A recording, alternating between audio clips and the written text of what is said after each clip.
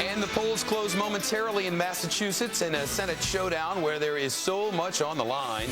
It is not only Ted Kennedy's old seat, but the Democrats' 60-vote supermajority, and quite frankly, the future of their health care overhaul. A couple of months ago, it looked as if Martha Coakley had this thing completely wrapped up. But Scott Brown made a big comeback throughout the race in an apparent dead heat in the final days. We'll have continuing coverage throughout the evening, live updates out of Boston, and our coverage continues through the early hours of the morning live here on Fox News. Meanwhile, the Republican Chris Christie sworn in today as the new governor of New Jersey, the 55th governor there. In his speech, the 47-year-old former federal prosecutor vowed to bring about the far-reaching change he says voters elected him to deliver. Christie takes over a state with the nation's highest property taxes, a deficit that could hit $10 billion by July, and unemployment near 10%. Top stories updated now. Roughly 11,000 U.S. troops are now said to be on the ground in Haiti to help deliver badly needed food, water, and other supplies. 800 Marines arrived today. Speaker of the House Nancy Pelosi today saying Democrats will push ahead with health care reform, even should the Republican Scott Brown win the Massachusetts Senate special election. And heavy rain and floods and piling snow causing major problems in parts of Southern California. Some higher elevations in the Golden State reportedly set to get 10 feet of snow in the coming days. And on this day in 1809, the legendary American poet and author Edgar Allan Poe was born in Boston. Poe was an orphan by the age of 3, so a rich uncle took him in and raised him. But when Poe gambled all his college tuition away, his uncle cut him off financially. So Edgar Allan Poe turned to writing and produced some of the darkest classics in American literature: The Raven, The Telltale Heart, Fall of the House of Usher, just to name a few. He died at the age of 40, and for the last 60 years, a mysterious visitor has left a bottle of brandy and 3 roses at his grave in Baltimore every birthday. Today, however, the visitor did not show, but, quoth the Raven, it's a boy, 201 years ago today. And now you know the news. For this Tuesday, January the 19th, 2010, I'm Shepard Smith. Thanks for having us in your home tonight. Remember, if you'd like to help the victims of the earthquake in Haiti, head to our website, foxnews.com/helphaiti. A special live edition of the O'Reilly Factor with continuing coverage from Massachusetts begins right now.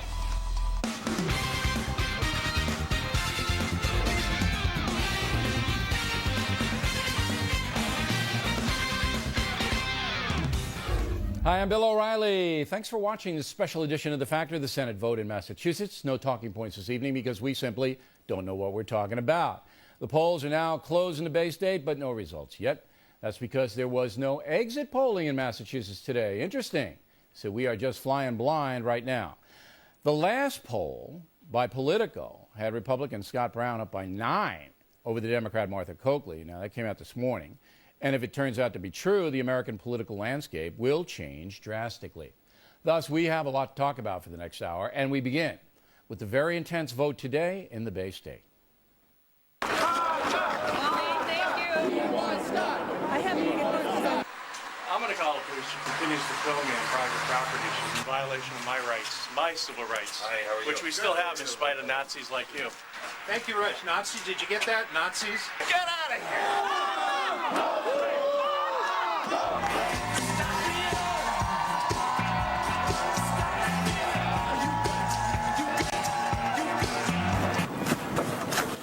I believe you're assaulting me.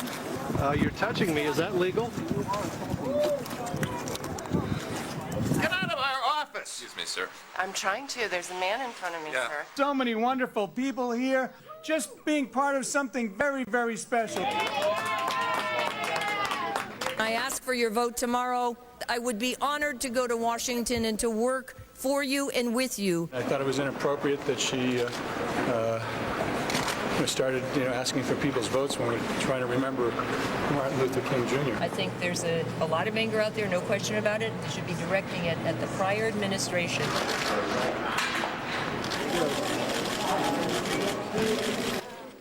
Okay, now throughout the hour, if we get any hard data, of course, we'll give it to you immediately. Now let's go up to Boston, where Fox News anchor Bret Baier and Fox News chief political correspondent Carl Cameron are standing by. Now, Carl, you're at Brown headquarters, and I just got word that Celinda Lake, she is the pollster for Martha Coakley. All right, she's been on a Factor, been on a Fox News show a bunch of times. Celinda Lake has now given somebody on the internet an interview where she says the White House blew it for Martha Coakley.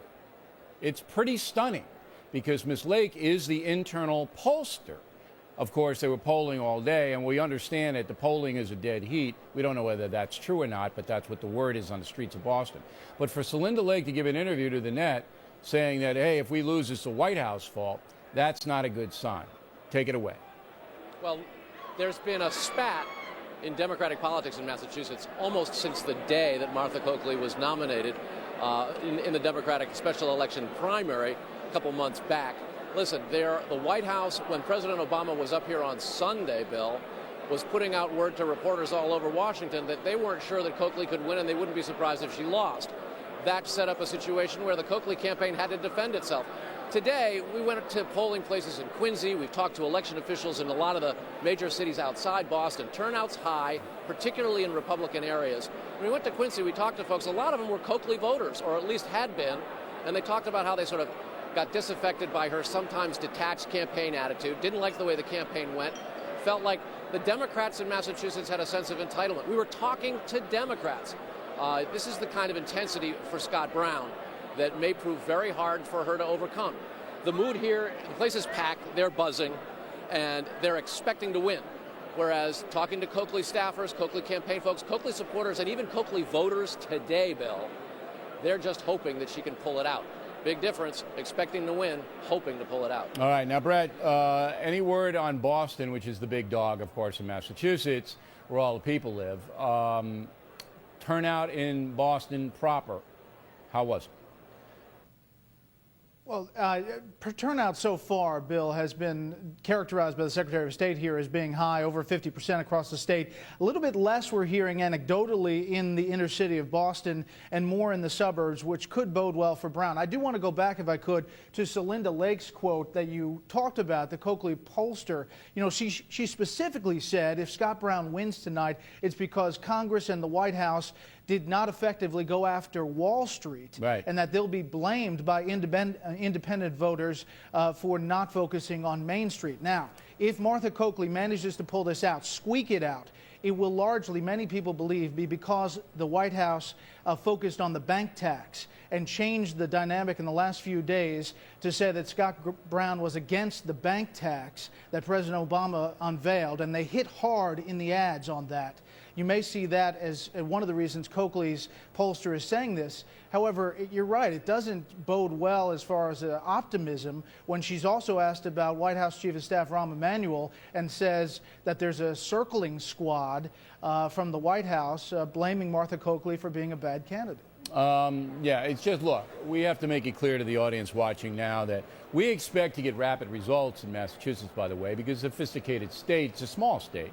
And Boston is, as I said, the population center, and those things will rapidly mount. When we get them, we'll give them to you. But as Carl pointed out, the momentum definitely with the challenger, Scott Brown. Now, and I call him the challenger because Massachusetts, and I worked there for some years, is so Democratic and it's so liberal that even if Coakley wins, there's chaos within the Democratic ranks, Carl. So let me ask you this question. Oh, yeah. If Coakley pulls it out, is that going to change anything, in your opinion, at the White House or with Ms. Pelosi or Mr. Reid? Are they going to change their tactics?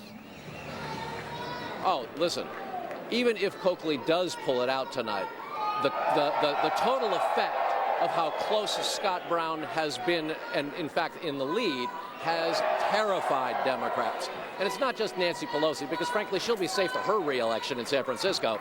It's those blue dog Democrats in the House who are worried that they're conservatives running in red congressional districts or states, and they are moderates in their ideology. And here you have a state in Massachusetts where Democrat won, but oh boy, they're vulnerable. So Democrats are worried about it in the House, and in the Senate you got folks like Blanche Lincoln and Ben Nelson. who frankly look at this and they think, look, if we can't win easily in a state like Massachusetts, where it's an entirely Democratic congressional delegation, a huge Democratic majority in the state legislature, where Republicans are outnumbered by Democrats in terms of the registered vote 3.5 to 1, if Democrats can't win here tonight and they think win easily, they could lose a lot of places. So that's an else interesting thing. So win or lose, Carl thinks the culture will have to change somewhat in Washington. Do you agree with that, Brett? Because there are people who say... Yeah, I think so, Bill. Remember, the Obama people put out stuff today that said, look, even if we lose up there, even if Brown wins, we're not changing. We're going to stay charge ahead on health care, do what we do. This is what the Obama people are saying. But you guys say, that's not what's going to happen. Go ahead, Brett.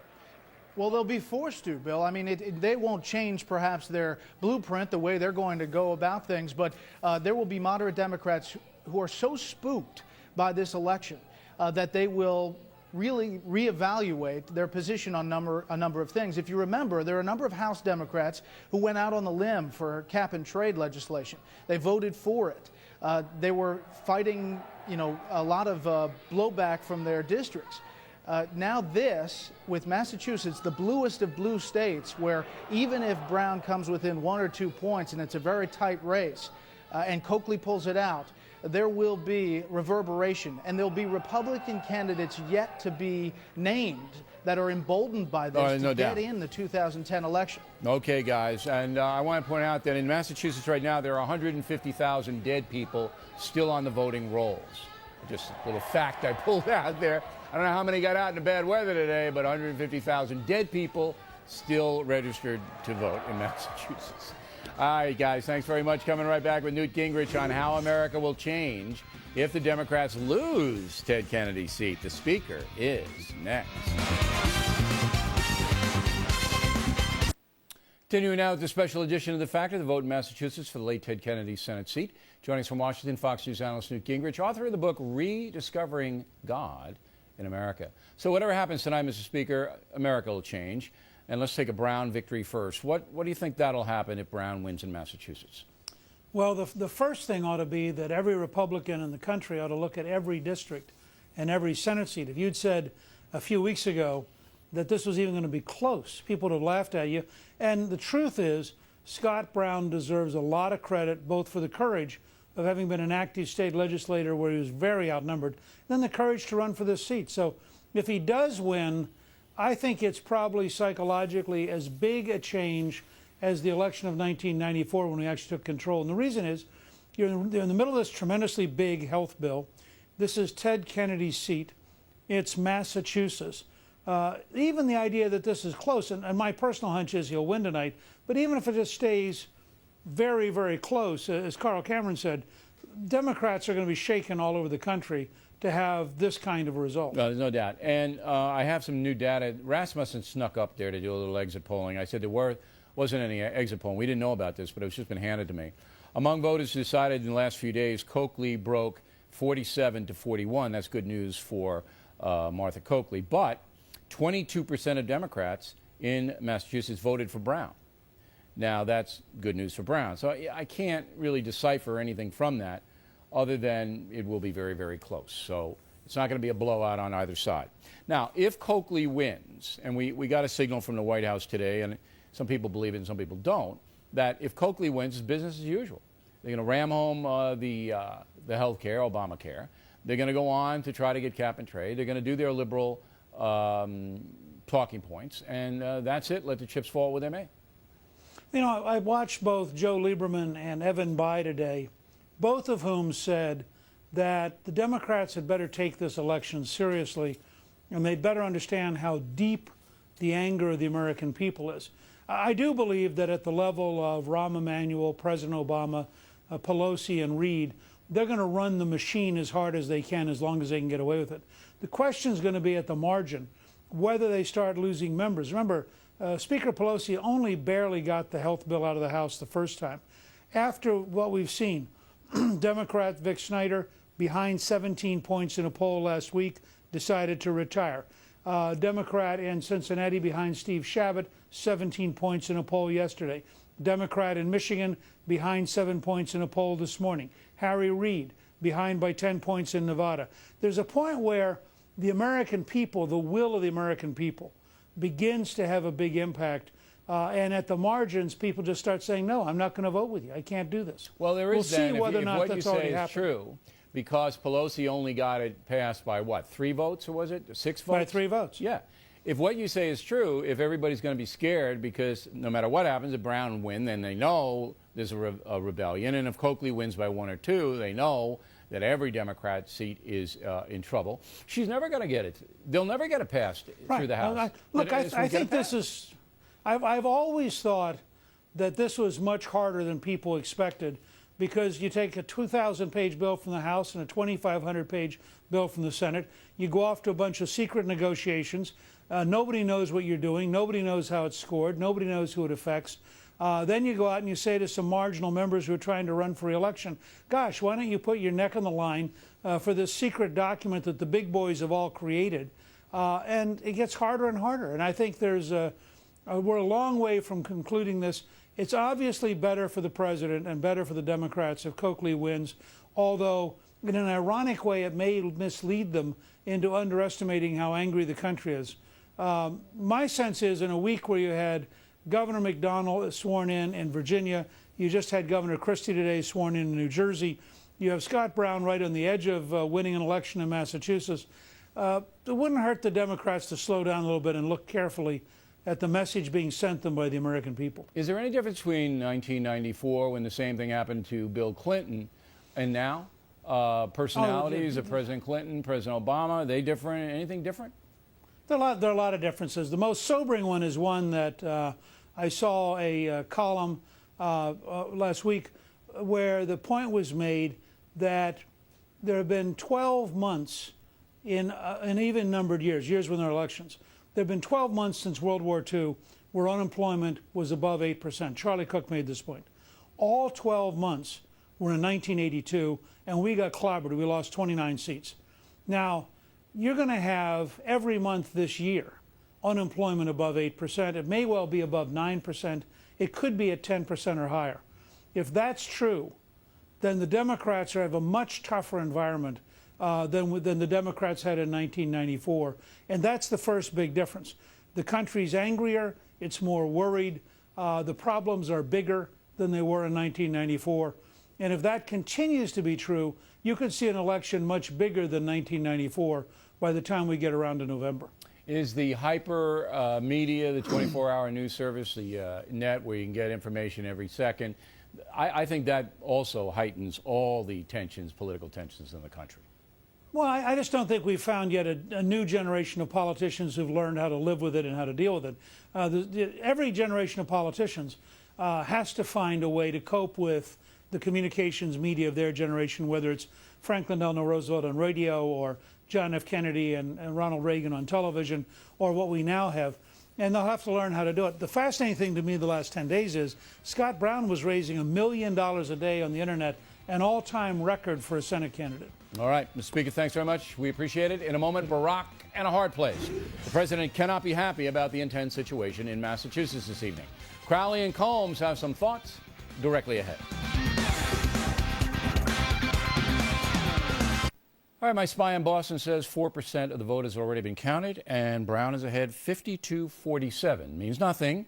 That could be his mom and dad voting in that precinct, but 4%, 52-47 Brown. My spy in Boston. In Barack and a Hard Place segment tonight, as you know, the president traveled to Massachusetts on Sunday to rally support for Martha Coakley.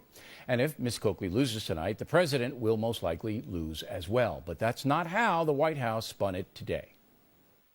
I think there's a tremendous amount of upset and anger in this country about where we are economically. That's not a surprise to us in this administration because, Jake, in many ways, we're here because of that upset and anger. That upset and anger, quite frankly, dates much farther back than simply the 2008 election. Blaming the Bush guys again. With us now, Fox News analyst Alan Combs and Monica Crowley. Prediction tonight, Ms. Crowley? I say Brown by 4. Why? Why do you say that? Educated guess. Based on because the percentage you are a Kool-Aid drinking Republican? No, because I'm an educated guesser. And what I've seen based on the initial polling heading into this is that Brown had between 60 and 65% of the independent vote, right, as well as 20 to 25% of the Democratic 22% vote. 22% according to Rasmussen. Yeah, so that would be a very difficult thing for Coakley to overcome. Well, yeah, if you get 65 of the, what do they call it up there, unintended voters or unaffiliated, something voters. All right, you have a prediction? I don't know. You don't know. I find the Rasmussen. Well, let me get this straight. We pay you a salary. We bring you in. Millions of people watch you all over the world. I ask you a question, you go, I don't know. They pay me to be honest. Couldn't I get a 6-year-old to do that? You could, but it wouldn't look good in this suit. All right. Well, I don't know about that. Look, no, honestly, the fact is, seriously, it could go either way. The Rasmussen numbers could go either way. In that, how much are we paying you? don't know, and it could go either way. How much am I paying you? Not as much as you make, O'Reilly. But I don't say don't be stuff like that. All right, I'm going to say, it's going to be, it could go either way. I'll be honest with you. It's 50-50. You want to say 50-50? Yeah. That's 3 cliches in 10 seconds. I don't know who's going to win. Let's get Kreskin on the show. You want to answer Kreskin. All right, I got it. Just take a deep breath. All right, now, back to you. The educated guess person. Right. If Brown pulls it out, then we have a situation where I believe all hell's going to break loose tomorrow. I mean, I think President Obama is going to get hammered from his own party. In fact, there's a demonstration. I don't know if you guys know this. The Code Pink Nuts, you know those people? Okay, they're demonstrating tomorrow that he's not liberal enough in front of the White House. Right. Okay? Now, he's going to get it from his own party, and he's going to get it from the people who don't like him. And remember, before this race, all of the chaos was on the Democratic side. Chaos on the health care bill, chaos on cap and trade, chaos on pretty much all of the president's policies, which in the end they end up backing. But when you look at the debate over health care, my God, they are still at each other's throats. Well, we talked about that with the Speaker, Combs. We talked about that. Right. Look, if he only got it through by 3 votes, Pelosi, and then this comes up, even if Coakley wins. She's going to lose the 3. If Coakley wins, even by a small margin, the Republicans will claim victory. But here's where I disagree with all that's been said so far today, which I know shocks you. But I don't believe this is a referendum on Obama. Look, Massachusetts is an insular state. They already have health care. They got health care under Romney, who was surprisingly absent during this campaign. They're not thinking about health care, and they don't want to have to pay extra tax dollars for other people's health care. That's figuring into this. No, they're voting the economy. I'll cede you that health care isn't the biggest issue. So this is not a referendum to the extent it's been expressed here so far. No, but Obama goes up there and he puts his credibility on the line. Now, Celinda Lake, you know Celinda Lake, right? Yeah.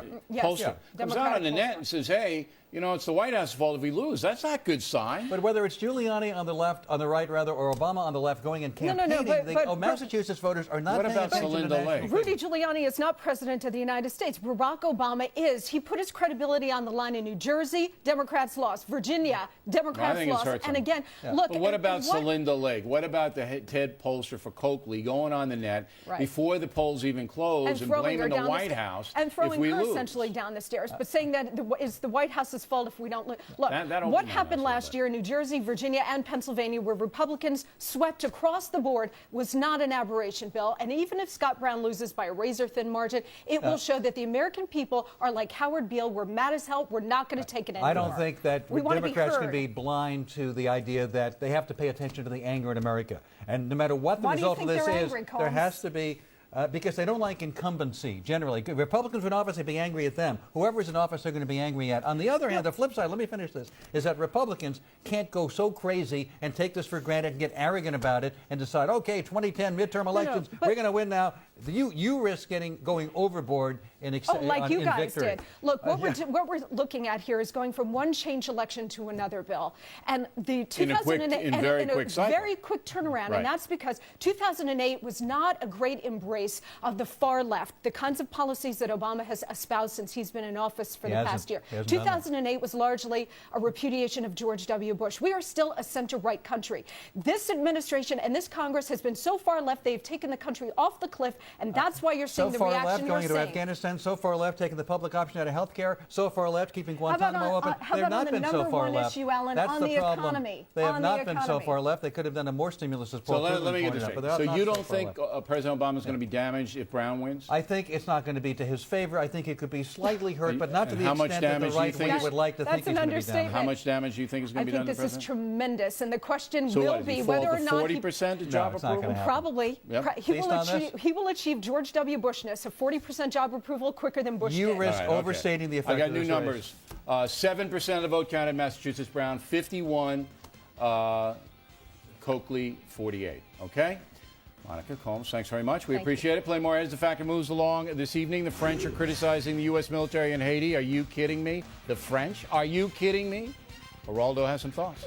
And then we'll go back to Boston. Hopefully, we will continue updating.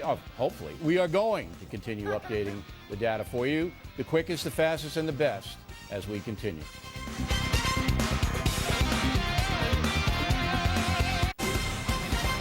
Back to follow-up segment tonight. There are now approximately 4,000 American military people on the ground in Haiti, another 7,000 expected.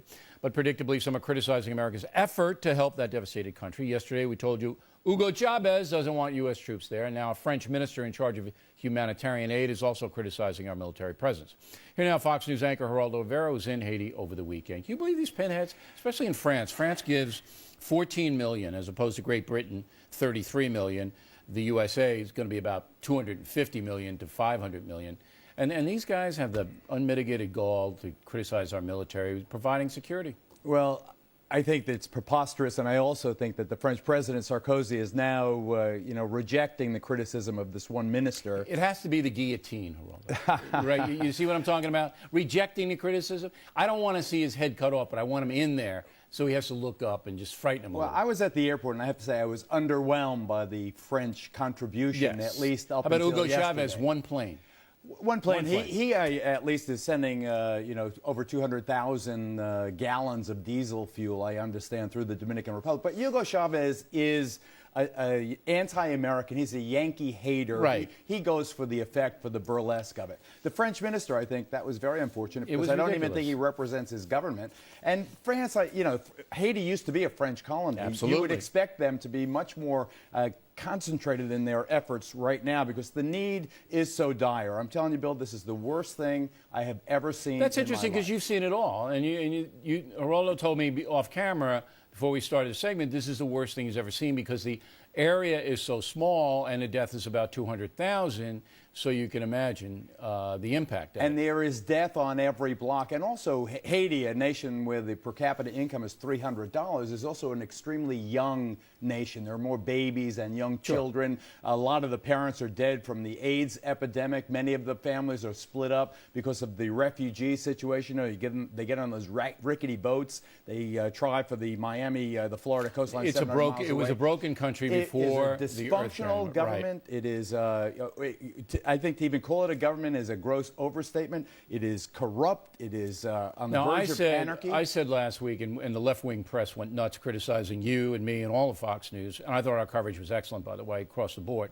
I said, this is once again proves we're a noble nation. That the United States takes the lead. We send our people in. Who would deny that? I mean, I flew in with the 82nd Airborne, the 2nd Brigade Combat Team. These soldiers only want to help. They only want to help. They only want to help. And you can't, in a nation that was racked by rioting in 2004, in 2008 they had food rioting. They've been hit by 3 hurricanes in a row, by a torrential downpour that killed thousands of people. This is a country on the verge of absolute chaos, but for the presence of the international forces led now by the United States. Remember, the United Nations, which has a huge relief force there, was decimated by the earthquake. The 200 top guys in the United Nations all died in the earthquake. Now, I have to give an update on the Massachusetts situation. Now, we have 9% of the votes counted in the Bay State. Brown is ahead by 5 points. Brown 52, Coakley 47. So very early, but we're going to keep you up to date. Now, we've been trying to get the U.S. military, and it's very difficult because obviously the Pentagon is overwhelmed, but there's a Hotel Montana. It's got 19 Americans there.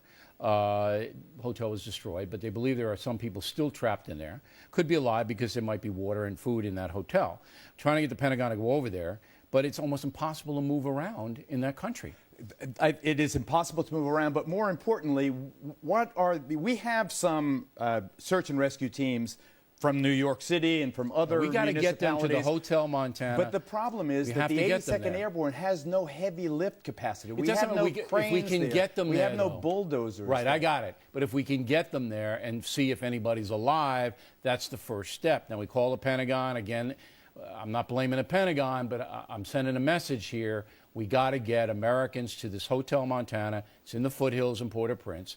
19 Americans in there. And, you know, we have to find out if there's anybody alive in there. We also have to get these orphans out. There are 800 orphans there. Out. Many of them have already been adopted by American families. That's two planes. And Let's get them out. It's the State Department's fault. I mean, with all due respect to the Secretary of State, the State Department is insisting that they have documentation, but the documentation is all in these ruined buildings. Get now you the have these babies out of there. We'll deal with that later. That are being looted. Right. Get the children out. You sort it out later. Get the kids out. Get the kids where they can get some milk. Get them where they get some There's always red tape, and again, we're not blaming our government. We feel it's noble, but there's always red tape, whether it's the military, the State Department, whatever, the aid, or whatever else. I'm telling you, one more question. Broken bodies, little children with limbs that have to be amputated. When you were there, I mean, this is the most urgent circumstance you could possibly imagine. Okay, when you were there, did you see anything other than the children that the USA should improve upon right now?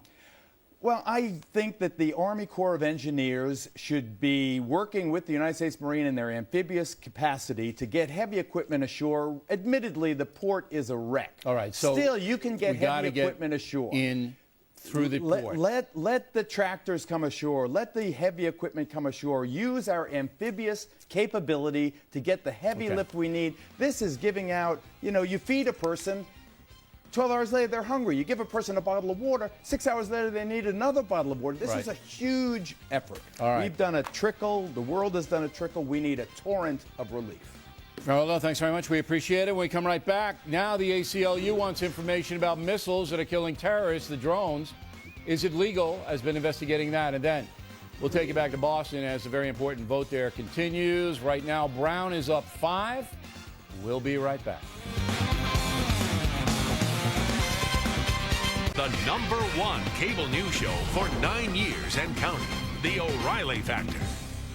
All right, those Massachusetts numbers coming in fast and furious. We'll have a new round in a moment. And I should say thanks for staying with us. I'm Bill O'Reilly, and Is It Legal segment tonight. If Martha Coakley loses in Massachusetts, the Democrats lose their filibuster-proof majority in the Senate. That's big, and that means Obamacare could be in jeopardy. We asked our Is It Legal team, attorneys Kimberly Guilfoyle and Lee Sweel, to see if the Democrats have a strategy to protect the health care bill. So let's go to the new numbers first, though, okay? Can you throw them up there for me? 18% reporting. Brown, 52. Coakley, 47. Same 5, but now 18. Almost 20% of the vote counted. See, that would be 18, almost 20%. I am a genius, ladies. I mean, I'm so impressed. So Brown leads by 5. Okay. This guy, Kirk, he was Wheel, appointed to take Ted Kennedy's seat, and they try to pull a lot of sleight of hand in there, and he's in there. He's in there But now. as soon as either Coakley or Brown wins, he's toast, but not until he is certified or qualified. Qualified? What does that mean? My head was hurting today. It depends on which side of the aisle you're on. If you're a Democrat, you say qualified under Massachusetts law. It means you have to be certified, and you actually have to be sworn into the Senate before you can pass that. How long will that first take? vote. Oh, weeks, months. So that's this a guy big Democrat.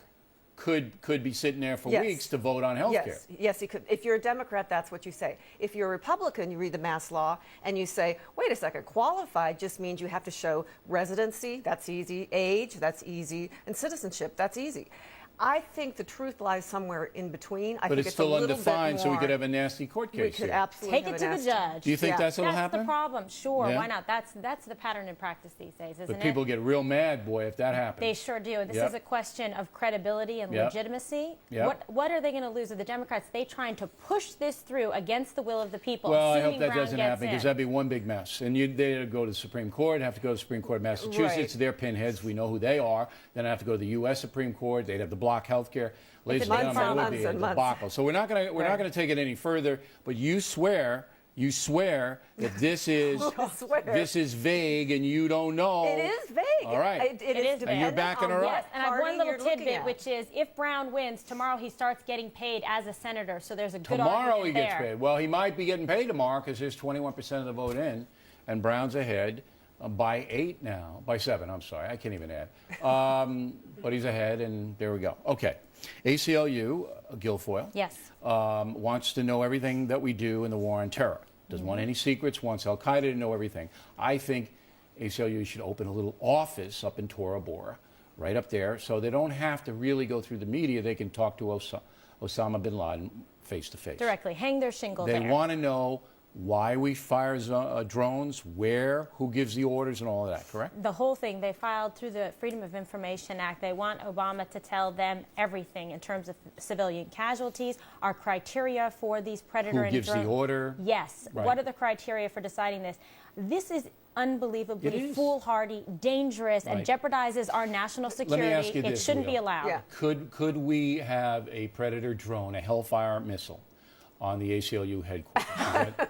Would that be overdoing it? Do you think that? That might be overdoing it. I am not calling for that, ladies and no, gentlemen. I am only asking a question that any man would ask. That could not happen. But they're filing the motion, so they know about it ahead of time. So they want it, but it'll probably be quashed, as they say.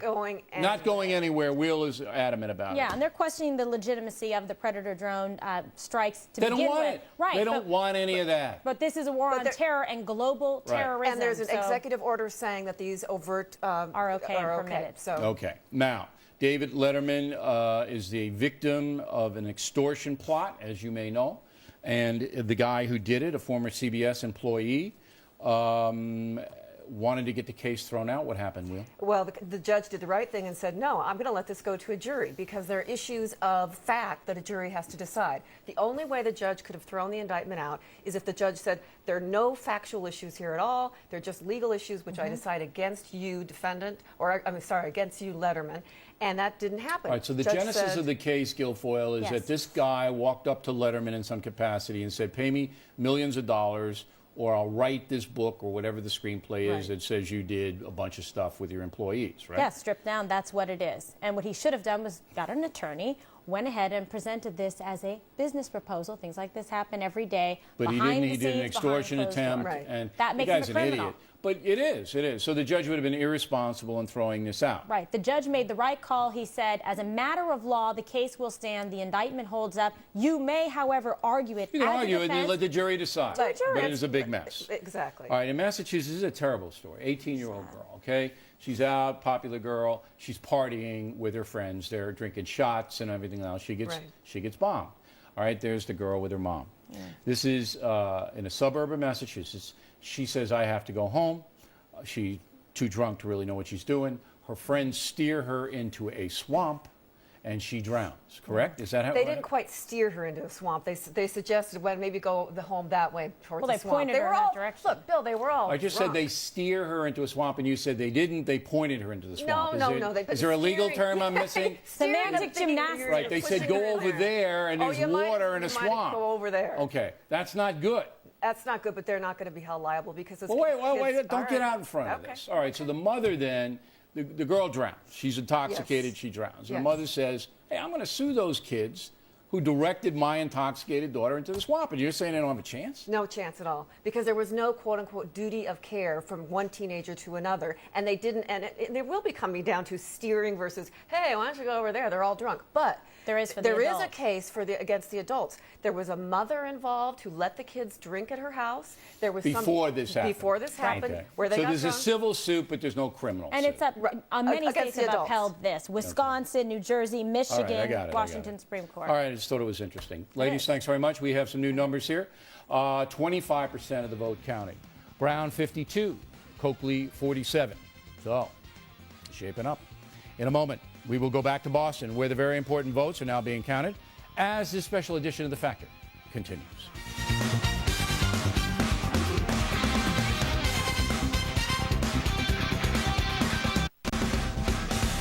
Back in the book segment tonight, let's go up to Boston, where we have two very savvy political experts standing by. And here are the new numbers. 29% of the vote counted. Brown 53, Coakley 47. Howie Carr talks and writes politics of Boston Herald and WRKO Radio. And Marianne Marsh is a Democratic strategist. So Marianne, I think Brown now, based upon this showing, will win the election. Am I wrong?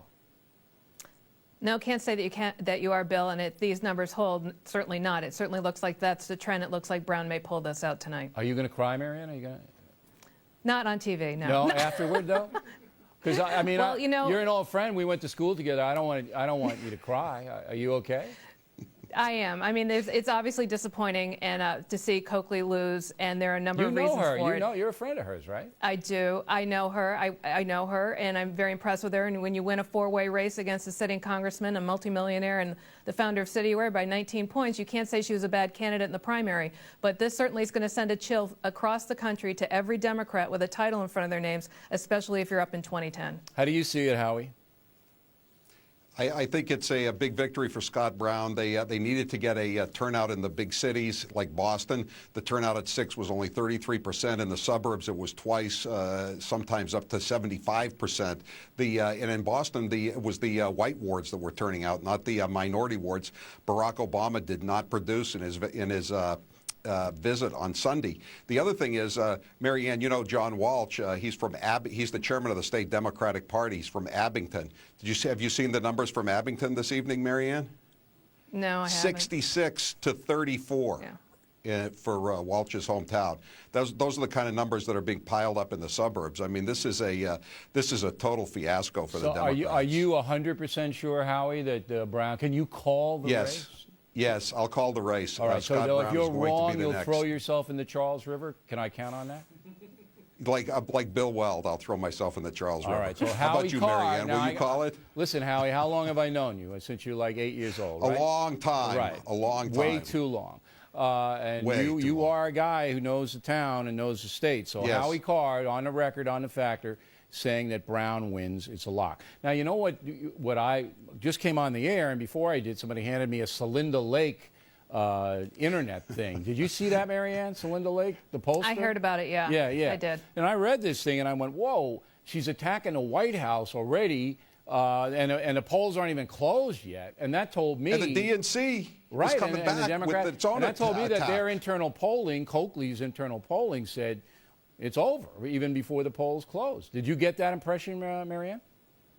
No, I didn't really get an impression until I think it was close all day. They started even this morning, but I think as the day went on, certainly 4 to 8 is such as Howie knows, a big turnout time here in Massachusetts. That when a lot of people vote. As that period went on, certainly in Boston, the votes did not turn out there for Martha Coakley. But I think the big lesson to be taken from this is the fact that unenrolled voters clearly went to Brown, and then they've left Obama as well. That's the drop in his polls. So when you look across the country and you look at these Democrats who are up in 2010 in the Senate, but a lot in the House, 49 of them who are in districts that McCain won in the presidential, you have to sit there and say, unless you can win them back, redefine the terms of this debate, and win those unenrolled voters back who clearly want change, they want it faster, and they want a different kind of change, it's going to be very, very tough. All right, 39%. Sounds like healthcare is dead, Marianne. Well, we'll see. 39% of the vote in. Probably. 52% Brown, 47 Coakley, so she picked up one. It's a 5 spread.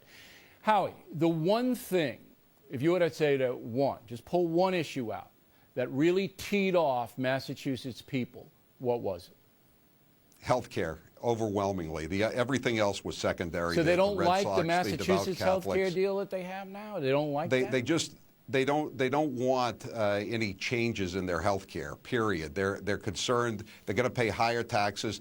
The old people are concerned about the Medicare cuts. The people with the good health care policies, which is most of the state, they don't want to pay the so-called Cadillac tax. The young people don't want to pay a fine for not buying any health insurance. That adds up to, I don't know, about 80% of the people, I would say, are very unhappy with any changes. So healthcare was the one that sunk Coakley, if indeed she loses. So. And Howie, if you lose it, man, I'm going to have camera crews out there watching you jump into Charles River tomorrow. Now, Marianne, I am concerned about you. Are you okay? We have a car to take you home. Are you all right? As a Democrat, I'm disappointed, but not surprised. I want you to be okay. We get your therapist if we need it. Whatever you need here, you thank God, Bill. Bill, I'm okay, too. What about me? I'm okay. No one cares about you, I'm Howie. hanging in there. In fact, everybody wants to see you jump into Howie. Charles River tomorrow and freeze your butt off. That's what we want to see. All right, Marianne and Howie, thanks. Penance and Patriots on deck tonight, starring the liberal media and Jennifer Lopez. What do you hear what Jennifer's doing? Whoa. Right back with it.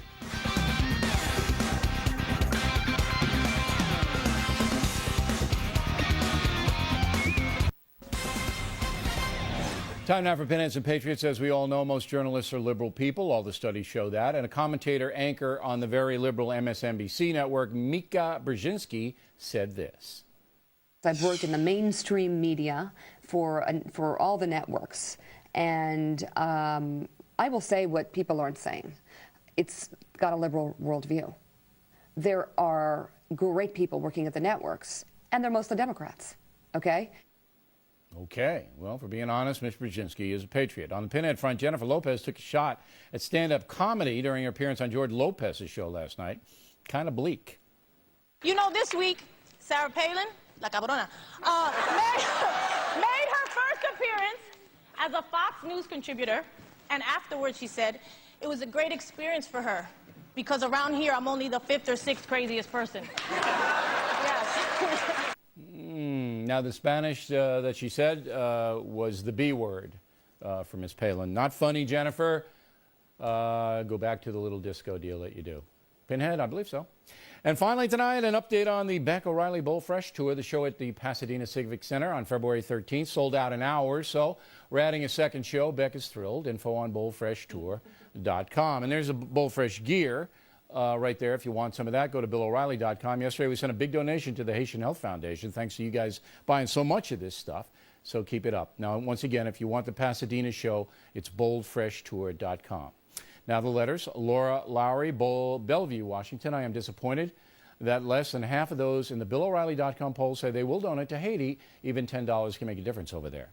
Anne Marie Valamont, Gainesville, Georgia. A lot of people are unemployed right now and simply don't have the money to donate. Raja Mavis, Grand Rapids, Michigan. Mr. O'Reilly, what you say is impact American workers should be hired to rebuild Haiti. Then our aid money would be used for everyone's benefit. It's a good idea, and I'm watching it closely, Roger, but you have to hire some Haitians as well. George Del Moro, Kandahar, Afghanistan. The criticism on the left towards FNC's Haitian coverage is absurd. These people are blatherskites. Right you are, George. They're also desperate. Fox News is so dominant in the ratings, the far left is panicking. That's what this is all about. By the way, please stay safe over there in Afghanistan. Don Gow in Ottawa, Canada. We applaud the USA's quick response, not quiet, quick response to Haiti, but would like to point out that Canada is also committing millions of dollars and thousands of troops. You know, I appreciate you reminding us about that, Don. Canada's doing a good job here. Colleen Forte, Worcester, Massachusetts. You are correct, Bill. The Boston Globe played down the first poll that had Scott Brown in the lead. I canceled my subscription. Dave Olson, Woburn, Massachusetts. I've lived in this state all my life, Bill. The Boston Globe has always been biased in supporting the Democratic Party. Tell Bernie to wise up. Mike Velarde, Bartonsville, Pennsylvania. Mr. O, when my 10-year-old son saw a trailer at the movie theater for the O'Reilly Beck Bold Fresh show, he asked if we could go. He said he'd even pay his own way. Well, very brilliant boy, and I'm just glad the trailer didn't scare him, Mike. Hope you guys have a good time on Saturday, January 30th. A list of the movie theaters showing the Bold Fresh show is posted on boldfreshtour.com. Same thing with the Pasadena show, so we hope to see you there. And Tyler Marquis, Quincy, Illinois. I am 13. I learned a lot from reading Bold Fresh. I've now started reading Kids for Americans too. You know, that's excellent, Tyler. Reading books will benefit you greatly in your life.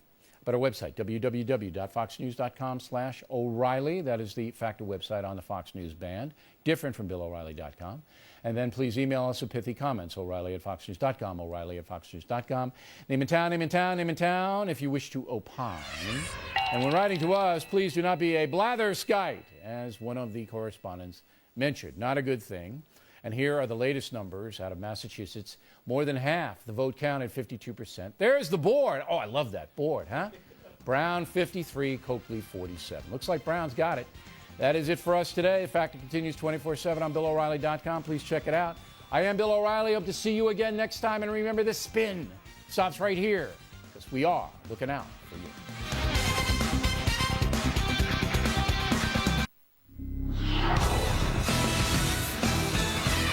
And this is a Fox News election alert. The polls in Massachusetts are closed and the returns are now pouring in. Now the race remains too close to call between Republican Scott Brown and Democrat Martha Coakley, but we will be bringing you live coverage over the next hour. Former Massachusetts Governor Mitt Romney will be joining us in just a few short minutes. But first, we check in with campaign Carl Cameron. He is at the Brown campaign headquarters. And by the way, the Doug Flutie band I see just finished up their set behind you, Carl. What's going on the ground? Well, they're not looking for Hail Marys. They think this is a straight march downfield toward the end zone. Doug Flutie may be leading the band from the drum set, but Scott Brown seems to be leading the parade on this election day. The room is filled here at the Park Plaza. There's easily a couple of thousand folks, and all across Massachusetts for the past week, they've been watching the polls suggest that Scott Brown is going to pull off the upset perhaps of the last half century here in Massachusetts. It's a cliche almost to say that there hasn't been an election that's this. Well, apparently we lost Carl Cameron, but we will go back to Carl in just a minute. But now we have Molly Line standing by at Martha Coakley's headquarters. By the way, Martha, I will notice a comparison here. The crowd seems not quite as energetic, not quite as enthusiastic, and not quite as large in what's happening at the Brown campaign. What's going on there? Yeah, Sean, considering just the moment we're in right now, here at the Coakley ballroom, things are pretty mellow. They have the numbers coming up on a great big TV over here right now. Those numbers are back up, but they were taken down for a little while, and people are mingling actually over on the other side of the room. Speaking with some of the supporters here, they say they're remaining eternally optimistic. They're still hopeful. They're going to watch these numbers come in. They don't know exactly, just from watching the TV here, exactly where those numbers are coming in. So they're hoping that some of the precincts where the numbers haven't come down yet will give Coakley a boost before the end of the night. Just speaking with some of her aides a little while earlier in the evening, maybe 15 minutes or so ago, they were still hopeful. They felt like at around 4 o'clock they were getting some information from bellwether communities, from communities they thought would give them some insight into how they would do later tonight, and they were feeling pretty good. And they were saying that at 8 or 9 tonight, I asked, how are you going to be feeling? 8, 9 o'clock this evening, and I kind of got a little bit of a shrug. So they weren't really willing to lay down exactly what they were expecting. It seemed like they were really feeling the toss-up atmosphere, didn't want to make a commitment one way or another how this was going to go. Sean? All right, Molly, thanks so much for being with us. And we have, with about 57% of the vote, and it's 57-46. We go back to campaign Carl Cameron once again at the Brown campaign. Carl, we lost you there for a minute. Go. Well, it's a good measure of the chaos that's unfolding here, Sean. Other reporters and techies are kicking people's electrical cords out because we're so jammed up here on the stage. It is not the kind of thing that you expect to see in Massachusetts, where the nation and the state's media comes to watch a Republican in a U.S. Senate race. There have been some close ones, but there hasn't been a Republican senator elected in Massachusetts since the 70s. The possibility that Scott Brown is going to pull this off is a real cataclysmic event, not just in Massachusetts politics, but much has been written over the course of the last weeks about what it means for the national agenda. The end of the Democrat 60-vote filibuster-proof majority, the potential end of the president's health care reform as it's currently drafted in the Congress, the ripple effect that might have on the remainder of his domestic agenda, how that amplifies Republican hopes for an upset in the midterms of 2010 to win back more Republican seats, and you can even take it all the way down to what happens in 2012 with the president's reelection. This is potentially that significant. Today, in going around to polling places, Sean, I actually talked to folks in Quincy, Massachusetts, just south of Boston here. Most of them were Democrats who said they started out prepared to support Coakley and got turned off for various different reasons, and it turned to Brown. It's mind-blowing in this state, where Republicans are outnumbered 3.5 to 1, that Democrats are going to Scott Brown. And this surge really only happened in the last 3.5 weeks. The campaign goes back to the fall of last year and the passing of the late Ted Kennedy. But the truth of the matter is, Brown took off, and it just captured the nation's attention and Massachusetts voters in the last 3.5 weeks. If he pulls it off in the next few hours, everything changes in Washington, and Massachusetts will already have changed. All right, Carl Cameron joining us at the Brown campaign. Now, by the way, we have about 60% of the vote in right now, and it is 53-46 Brown over Coakley. Stu Rothenberg, writing in the Hill, says losing Kennedy's seat would be like a 1929 stock market crash for Democrats. There's also been Democratic reaction tonight. Steny Hoyer of Massachusetts says the disaster in Massachusetts would show that how angry voters are at Republicans. Anyway, now joining us also at Scott Brown's campaign headquarters tonight, we have former Massachusetts Governor Mitt Romney, who's standing by. Governor, good to see you. Thanks for being with us. Thanks, Sean. This is a big night. We're pretty excited in this room, I'll tell you that. All right, well, look, you know Massachusetts politics. It's certainly a little bit too early to tell, but we're getting pretty close. I mean, if we have 60% of the vote in and it's 53-46, it's certainly looking good for Scott Brown, and it is certainly confirming the polls we've seen in the last number of days. Your thoughts? Well, I think Scott is going to win tonight, and I think you're right. The polls have been indicating that he has overcome a 30-point deficit, and I think he's done that by, of course, sticking to the issues. He's not run a negative campaign. He's a solid campaigner with a terrific campaign.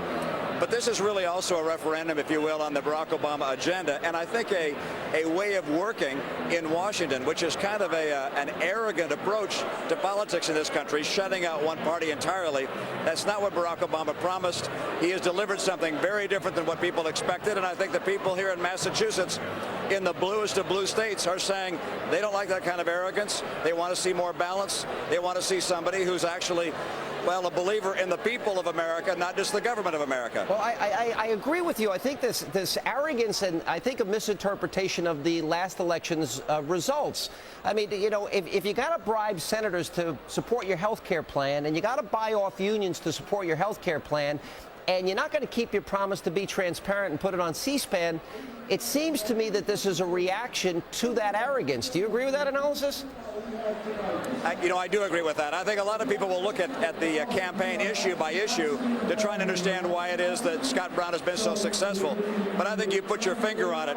It's really the attitude of arrogance on the part of those, I call them the neo-monarchists in Washington, who believe that big government is better than the people, smarter than the people, wiser than the people. And what's happening in Massachusetts is that the citizens here are saying, no, that's not the way it is. We want a government that responds to the people of America and does not respond to the ideologues in the left wing of the Democratic Party. All right, what does it say about the president? Now, you as you pointed out, you do believe this is a referendum on Barack Obama's agenda. But now, if this comes out, we have 63%, this just coming in, 63%, and it's still 53-46. So we don't have a lot of votes left out there tonight, so we may even be able to call this thing earlier than we may have thought. But the president, in one sense, is 0 for 4. If you include Copenhagen, and you include New Jersey, and you include Virginia, and if Scott Brown wins tonight in Massachusetts, then that means 4 times that the president of the United States has put his credibility on the line in his first year in office and has come up unsuccessful. Will that further impact the rest of his agenda? Well, I'm sure it will. I think there will be some in the Democratic Party who are so committed to their current course that rather than accepting the data from the people, that they're going to go ahead with what they think is the right thing, and it's a kind of arrogance which I think is going to cause them to suffer in the ballot box in 2010. But I also believe that Democrats who are thinking about how they should vote on key issues, particularly the blue dog Democrats, are going to say to themselves, I'm not sure I want to vote along the party line on cap and trade and on Obamacare and on higher taxes and cutting Medicare. They're going to say no to those things. I actually think also when the politicking time comes, they're going to say, I don't think I want to invite Barack Obama to come into my district. He does not make things happen. Yeah, it's an amazing turnaround 1 year ago. Just think of where we were in the country. All right, my next question has been a lot of talk about how this impacts health care. Nancy Pelosi said earlier today that health care will go forward. There have been other congressmen that said, in fact, it does not go forward. But then there's been a lot of talk about shenanigans, that they won't, in fact, seat Brown right away if he has a decisive victory tonight with 63% of the vote in. If they play any shenanigans, what then does that do to the mood of the electorate, which is clearly pretty angry and pretty anti the Democrats' agenda? Well, I've been surprised that the Democrats have already been talking about what they would do if Scott Brown became elected, how they would get their health care plan through despite the will of the people. If they play the kind of shenanigans you describe, I think it's going to show the kind of arrogance which has led to Scott Brown's victory tonight in part, and that's going to only make their prospects in 2010 more difficult. I have to think, and I say this with some disappointment, I think the Democratic leadership is going to continue to fight to do whatever it takes to win a battle regardless of the will of the people. And I think that's something which will hurt the country and ultimately hurt their party. How big is it? Now, you were elected as governor as a Republican in the bluest of blue states. How significant? We now have 65. I'm looking at the latest monitor. We have 65% of the vote in. It's still 53-46.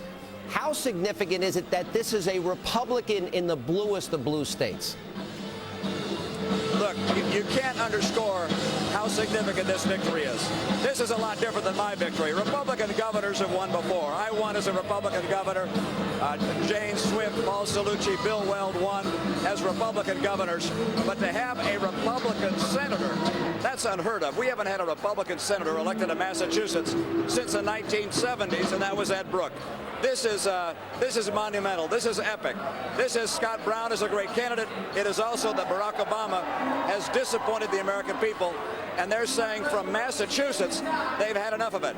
All right, Governor, by the way, I can see behind you the band is waiting for you to get up on stage and sing, so we won't waste any more of your time. Hey, thanks, Sean. Can't hear the last thing you said, but we're having a great time tonight. Thanks so much. All right, I can tell. And with 65% of the vote, and it's 53-46, that would be Scott Brown now leading Martha Coakley in what would be a huge upset in the Democratic state of Massachusetts. And coming up, the polls are closed. We are awaiting the election results. We may have them in really a short period of time. And when we come back, Frank Luntz is standing by live with a focus group of Massachusetts voters. We're going to hear what they have to say about today's election. All of that, plus former White House Chief of Staff Andy Card, and much, much more in our great American panel on a busy election night right here on Hannity. We'll continue.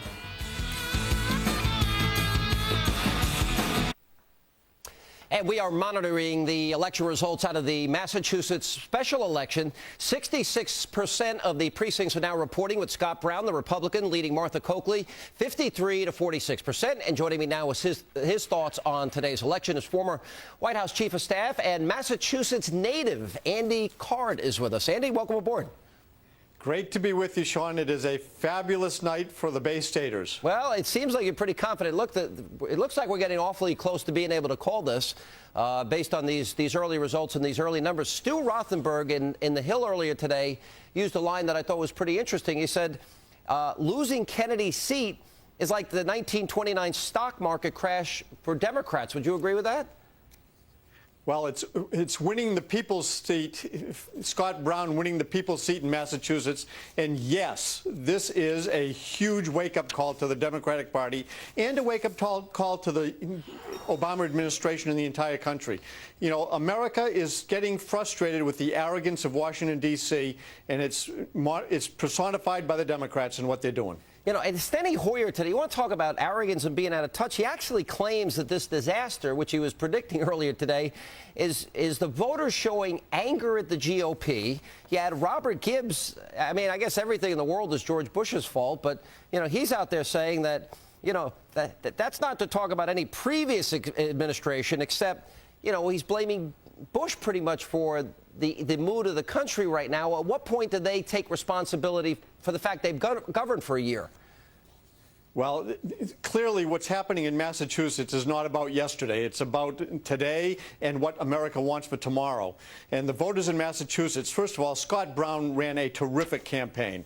He's a great candidate. He rode a wave and he didn't fall off the surfboard. And I tell you, he's done a terrific job. But the stage was set by the arrogance of the Obama administration and the Democrats in Washington, D.C. And the American people are coming to see that this is not the change that they wanted. And President Obama is the one that should be hearing this wake-up call the most. And all of those paranoid Democrats in Congress are going to be even more paranoid tomorrow morning. All right, but in Massachusetts, the polls show that on health care, it was 48-40 the Massachusetts voters were against health care. Brown ran saying repeatedly, I'll be the 41st vote. I'll stop health care. He said, I'll stand for a strong national defense. He said, we're spending too much money. I'm for tax cuts.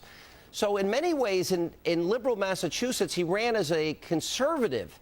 What message does that send to any Democrat that's going to run in these midterm elections, in your view? Well, it's a wake-up call to the Democrats. But most importantly, Scott Brown ran for the people of Massachusetts, and he addressed the issues that they were talking about. He had the courage to talk about the issues that they were talking about, and the Democrats were arrogant in talking about the issues that Washington was talking about. The American people don't want to put up with that. Scott Brown is a wonderful vehicle for the voters of Massachusetts, and he's a wake-up call to the rest of America and the Democrats, and I think you're going to see some changes in Washington, D.C. At least there better be some changes, or the Democrats are going to be in for a rude awakening in November of 2010. All right, Andy Carr, thanks for being with us. And we have nearly 70% of the vote in right now, and it's still, let's see, 53-46% for Scott Brown. And for a closer look at we have, 69% of the vote in, 53-46. Scott Brown over Martha Coakley. And for a quick look at how the people of Massachusetts feel about all of this, we have the pollster, president of the Word Doctors, Frank Luntz, is standing by with a group of Bay State residents who cast their votes in the special election today. Frank. Watch this, Sean. How many of you believe Barack Obama has exceeded your expectations? Raise your hands. None of you. How many voted for him? This is a Democratic group. Now let me ask you, how many voted for Brown, the Republican candidate? Who voted for Obama and switched and voted for Brown? You four are the reason why Brown appears to be leading. George, why did you switch? I wanted to send a message. I'm a lifelong Democrat, and I think that they've been trying to shove this bill and this health care bill right down our throats without our Robert, why? It's a growing dynamic of a growing public sector that's being funded by a shrinking private sector, and the health care bill only exacerbates that. So for you, it's about health care? Yes. But you're one of the youngest people in this room. You're not going to need health care. I just lost my health insurance. Why'd you switch? I'm an independent, and I always believe that government should be ruled from the center. And in the last several years, including the last year, it's been that 10% to the far left and that 10% to the far right, and I want to change. So is this a vote in favor of the Republican candidate or to send a message to Washington? Send a message to Washington. Who else is sending a message to Washington here? Show of hands. You guys in the back row, what message are you sending by this vote? Kill health care. You know, there's nothing wrong with our system. It needs some improvements, but it's a good system that the world envies. Go ahead, Ed. It's not just about health care. It's about the entire spending, the process, the way they're running things, everything. Gail? I'm not with them. You're not with them? No, I'm not with them. But I thought you don't want to send a message to Washington. No, I didn't. I voted for Martha Coakley. I voted for Obama. Are you surprised that Coakley lost? No, I'm not, because I think she should have known she was in trouble early on. Michael? She didn't get out and get her message out to people, and then in the end she got desperate and went to the negative campaign. The other 49 states are watching what's happening here right now. What message, Michael, should they take from this? That the American people don't want one-party dominance, and that's what this is going to derail at. I'm a physician in this state, and I can tell you that many physicians are very angry, too, at what the Obama health care has been doing. First of all, there's no malpractice reform in there at all. There's nothing that changes the Medicare fix for physicians. And if he's going to have a public health option in there as well that's modeled after the Medicare model, then we're in big trouble. So let me ask you this question. Right now, Senate Democrats are about to meet to decide what to do about health care. Should they try to get it through before Brown is seated, or should they pause? Who believes that they should try to push it through? Raise your hands. 3 of you. Who believes that they should stop and let the senator be seated? So you guys voted for him. Sorry, half of you voted for Coakley, but you still believe that Washington should wait. Why? It's the wrong thing to do. We've set a decision as a state, and even though I voted for Martha Coakley and I want her to do this, and I support the health care bill, it's not appropriate. Go ahead. I agree with everything that he just said, and I especially think it's important that we show bipartisanship. Okay, Sean, we're going to go back to you. Sean, back to you. Frank, we're going to get back to your focus group in just a minute. We have some breaking news, and we now check in with our own Brett Baer for the latest developments. Apparently, Martha has conceded. Brett. Sean, the Associated Press is now projecting that Scott Brown, the Republican, will win the Massachusetts special election to fill that Massachusetts Senate seat in an election that will shock the political world and have reverberations all around Washington. The AP is now projecting that Scott Brown will win this race.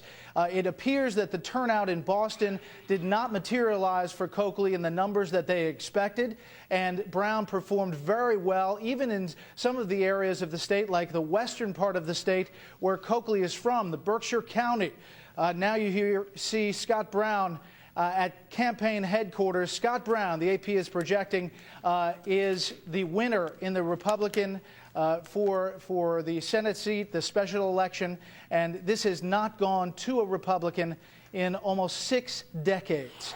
We're getting word that They are filing in now in both campaigns, but the AP is now projecting that Scott Brown is the winner. And this, as you've talked about all show, Sean, will have an effect directly on Washington, D.C. and the Obama administration's plans, the legislative agenda, as now many analysts believe health care reform is in jeopardy, at least the one that is on the table right now. AP projecting Scott Brown, the winner in the Massachusetts Senate race. Sean? All right, Brett Baird, as you just heard now, the AP projecting that, in fact, Scott Brown is the winner as of now with about 72% of the vote in. The vote remains 53-46 for Scott Brown. Joining me now, our own Juan Williams and Stuart Barney from the Fox Business Network. And, guys, good to see you. Look, if I had to come up with one word, this is a revolution. First Virginia, then New Jersey. Yep. Massachusetts, Stuart? Unbelievable. Even I know that Massachusetts is a deep-dyed blue Democrat What do you mean even you know? I mean, with a voice like this, okay? But it's astonishing. It is a revolution. Yeah. It'll have a profound impact on politics and policy. I hereby say healthcare is dead, and I think cap and trade is dead. All right, guys, I don't want to interrupt you. I know Juan is dying away in here, and I want to get your analysis on this and obviously how this affects the healthcare debate. But we head back to Scott Brown headquarters where our very own Carl Cameron is standing by. Carl. Sean, behind me is American Idol Ayla Brown, the candidate's daughter, the U.S. Senator-elect's daughter. Scott Brown has now received the concession call from Martha Coakley and accepted her congratulations. He is now the Senator-elect as a result not only of the vote count, but now the acknowledgement by the Democratic candidate herself. An unbelievable turn of events. It's pandemonium here, a combination of elation and tears of relief and joy. A yoke hold that has been on that Senate seat for more than 50 years, a ceiling of Democrats that has thwarted Republicans in so many ways, now vaporized in one night. A stunning upset. In the last 3 weeks, a surge that will go down in history books in Massachusetts and in textbooks for political science. How to surge at precisely the right time and against all odds, pull off a come-from-behind victory that could change the immediate course of history in Washington and perhaps the long-term course of history for the Obama administration if their agenda is thwarted the way Republicans now may be able to, that they've dismantled the Democrats' 60-vote filibuster majority. Sean? All right, Carl Cameron, as you can hear, a big party going on there at Scott Brown headquarters. We'll check back in with Carl in just a minute. We'll also be headed to Martha Coakley's headquarters. We bring Juan Williams into all of this. I use the term revolution. If these numbers hold up, we're now at 70-some-odd% of the vote, 53-46. This is not just a victory, Juan. This is a landslide. No, it's a stunner. There's no question about it. And the thing that strikes me is, just to take a second to step back, it's a year since Obama's inauguration. He has not delivered his State of the Union, his first State of the Union yet. And what you see here, I think, Sean, is the power of populist politics. I think this election got nationalized. That's why I think the fact that it's a 3-to-1 advantage in terms of Democrats over Republicans in the state of Massachusetts really didn't matter. Suddenly what you had was an overwhelming sense that something is going on. You had people coming in from around the country, Tea Party people, conservatives who said, you know what, we're getting behind Scott Brown. He's a symbol for something much larger. You know, I was paying very close attention to the focus group that we just had with Frank Luntz, and I was taking notes of what the people were saying. They're trying to shove this bill down our throat. I want to send a message to Washington. We want to kill health care. You had a physician that says, I'm a physician. Physicians don't like this bill. The American people don't want one-party rule. I mean, these are interesting comments. The size of the margin of victory, as it stands now, is 7 points. That's an incredible margin of victory. That's a landslide in Massachusetts. It is. And the size of that margin has means there'll be even a greater impact on policy down the road. Congress will be forced to move back to the center because they need re-election in November. Well, this raises a good point. I don't know they're going to move back to the center. In fact, the attitude, Stuart, coming from the White House is we're doubling down. Now's the time to make sure health care gets done, and they're going to force it. You know, already they're talking about just sticking with the Senate bill, forcing the House to vote on it, getting this thing done, get it done before Brown can show up. That's the White House, not Congress. But this is a point. So what you're saying is the president, because he wants his agenda, will force, in light of these elections in New Jersey and Massachusetts, force these Democrats to walk the plank and ruin their careers? He can't force blue dog Democrats, force them into a defeat in November. He Listen, can't do I'm that. telling you what he's saying right now is, gentlemen, you want to make history, or you want to go down and say we didn't do anything with our two majorities. They're making history, Juan. They're politicians. They want to be reelected. I mean, they believe that if they get something done, they can turn this around by November. Remember, we got to move this story forward, and you're talking about, is this a harbinger of what's to come for the midterms and the Democrats? But this has been sustained. I mean, we saw this on April 15th. I was at a Tea Party last year. We saw the town halls. We saw New Jersey and Virginia, now Massachusetts. And on top of that, look at what's happened since. They're bribing senators. They're doing everything behind closed doors. They're bribing unions, Juan.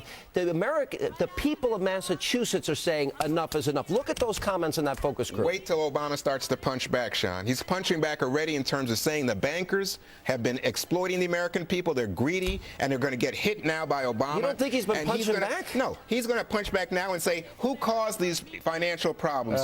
Who started? He's going to point back at George Bush, Republicans. That's not going to work. Well, of course it's going to work. Republicans aren't popular. They're not even close to being as popular as Obama. I don't think the president will turn to the center. I don't think he'll do that. That's right. I agree. There's a huge case of political hubris here. He's going to continue down his track. There'll be a second stimulus plan to create jobs, more taxes on banks, oil companies, drug companies. This is fascinating. He's going to do it. All right, now, if Stewart's right, and by the way, I agree with you, because I think in his heart of hearts, I think the president is an ideologue. Okay. True to form. Bill Clinton, say what you will about my buddy Bill. Bill Clinton, remember after the 94... The era of big government is over. The era of big government, you know, the end of welfare as we know it. Yes. He adjusted. Correct. He did not... And went back on tax increases. Went back to the middle that Stewart's talking about tonight. President Obama This president has shown no inclination. Will he learn from tonight? No, there's no indication from what I'm hearing from the White House that he is going to change course. As I said, this is Vegas, baby. Double down. If you think that right now things aren't going well, he's saying, you know what, we're going to make history, and the American people will turn around once we show them that this health care bill benefits grandma. Ron, what you're saying is if he doubles down, he's asking everyone to end their careers for him. Yeah, is Blanche Lincoln going to give up her career for Obama? Is Evan Bayh? Is Ben Nelson? Well, let me say, do you think they're going to win if they come before the voters in Arkansas, in Nebraska, and say, you know what?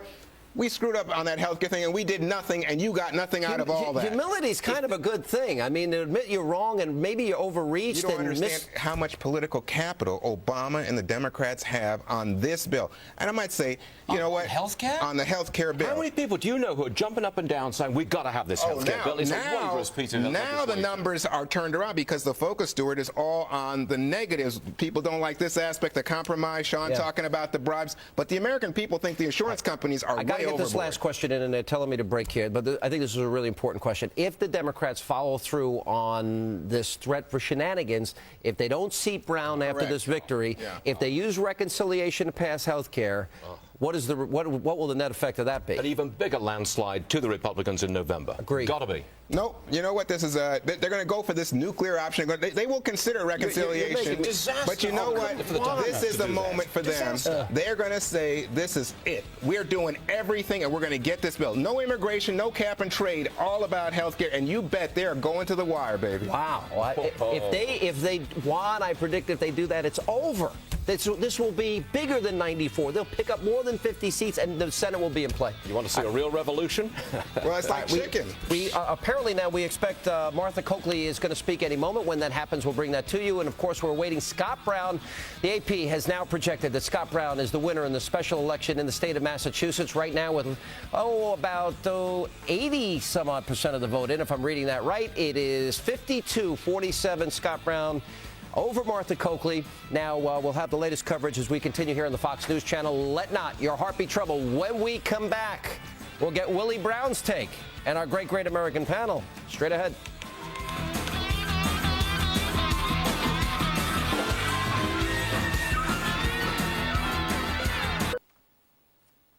And we are continuing to monitor the events out of Massachusetts tonight, where the AP has now projected that the Republican Scott Brown has in fact defeated the Democrat Martha Coakley in the special election to fill the Senate seat vacated by the late Senator Ted Kennedy. As a matter of fact, Martha Coakley has called Scott Brown and has conceded the election. We're also awaiting speeches from both candidates. We will bring them to you live as it happens. But first, tonight on our great American panel, he is the national chairman of the Republican National Hispanic Assembly. Danny Vargas is here. He served 2 terms as the mayor of the great city, liberal city of San Francisco. Willie Brown is back, and she is a former senior Pentagon official and the host of DEFCON 3 on FoxNews.com. KT McFarland is here. Guys, welcome aboard.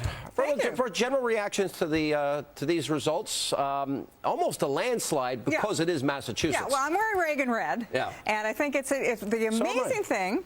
There you go. You projected this win, too. The amazing thing is, where did women vote? Women have decided that they elect people in America today, suburban women. They were soccer moms, they were security moms, and they all went for Obama. Where are they now? They've just voted Republican. It's amazing because it's really 1 year almost to the day, Mr. Mayor. You know, I was listening to the Frank Luntz focus group, and I brought this up with Juan and Stewart. You know, he's shoving this bill down our throats. It goes on to say they want to kill health care. These are Massachusetts voters. They want to send a message to Washington. The American people, they don't want one-party rule. Those are strong comments after 1 year of Barack Obama. You're a politician. How would you interpret these results? I would interpret these results as being a rejection of my leadership at this stage of my process. However, I'm only 1 year into my 4-year term, and I know that if I manage to do what I did to beat Hillary when I beat her, I beat John McCain, I can do it again, and I will do it again. I'll go back to the boards to find out just how to do it. But he's shown no inclination to do what Bill Clinton did, which is to change, to compromise, to moderate his views. Are you convinced that Obama is ready to do that? I'm not sure. I got to tell you this, though. This is a guy who is brilliant, who is probably one of the greatest of all communicators. Not as good as Reagan Red. He reads a great speech. I'm not going to. But he is good. Or what he is not, obviously, yet really good at, is how to anticipate the potential for disaster in a situation like health care. The signs were there since last April or May. You could see that, in fact, some things were not going the way they should have gone. So has he shown, the last question, has he shown arrogance in his unwillingness to listen to the American people? I think that is a bum rep. I don't think Obama shows arrogance at all, period. I don't think he's showing arrogance. I think he's showing inexperience. When I'm in trouble, I want you to defend me, because you're good. I think he's showing care, frankly. I think he really believes in the health care bill, and he's trying as best he can to communicate that and get the people to follow it. So far, they aren't. I brought this up. He's 0 for 4. Yeah. Barack Obama, if he supports you, it's the kiss of death. If he supports the Olympics, it's the kiss of death. Right. No, this is seismic. This really is truly seismic in American politics. At a point now where the American public and the people of Massachusetts have sent a very clear and loud message to the White House and the Democratic leaders in Congress that they're fed up with the big government spending at a time when the American public is having to cut back. Government spending is increasing at a rate that's unheard of, and they're sending a message that enough is enough. Don't you think? I mean, I look at these results, and when I ran for the Senate from New York, I can tell you that what this is not so much a rejection of one-party rule. It's a rejection of both parties. I mean, the American public craved change a year ago, right? Well, what did they get? They didn't get change. They got a bait and switch. But there's more than that. Look, I don't think they realize the impact of having the Louisiana Purchase, the Cornhusker kickback, buying off unions, and if you supported Obama, you don't pay taxes. I think saying that you're going to put negotiations on C-SPAN and not doing it. Well, that's why I think it's not just the programs. I think it's also the process. Everything that's gone on with this health care reform debate, where the deals, the closed doors, and deals made in the middle of the night, and bribes, and billions of dollars being sent to buy votes. People are fed up with this kind of Washington distance from the public, and they're saying that we want government to work for us again. All right, the blame game has begun. It actually began in the last couple of days. Obama operatives out there trying to protect him and distance him from the election results, and they were out there saying, well, Coakley ran a bad campaign. Coakley's people now are responding, and they're saying, wait a minute, this is Washington's fault. America's reacting to you, not me. What does that mean when they start pointing fingers, circular firing squad here? It means they lost. That's what it means. It means they lost and they lost big. And they're looking for some way to resurrect it. In the world of politics, you really do have to acknowledge where you've gone in a direction inconsistent with being able to generate votes. I think Barack Obama is smart enough to do that carefully and cleverly, and I do not think that Massachusetts represents a disaster. So does he compromise on health care then? Well, I don't think he has to compromise on health care. What I think he has to do is deliver health care that can be enacted. We expect, guys, we got to take a break. Now, by the way, the National Journal, only 39% would vote to re-elect Barack Obama. Those are not.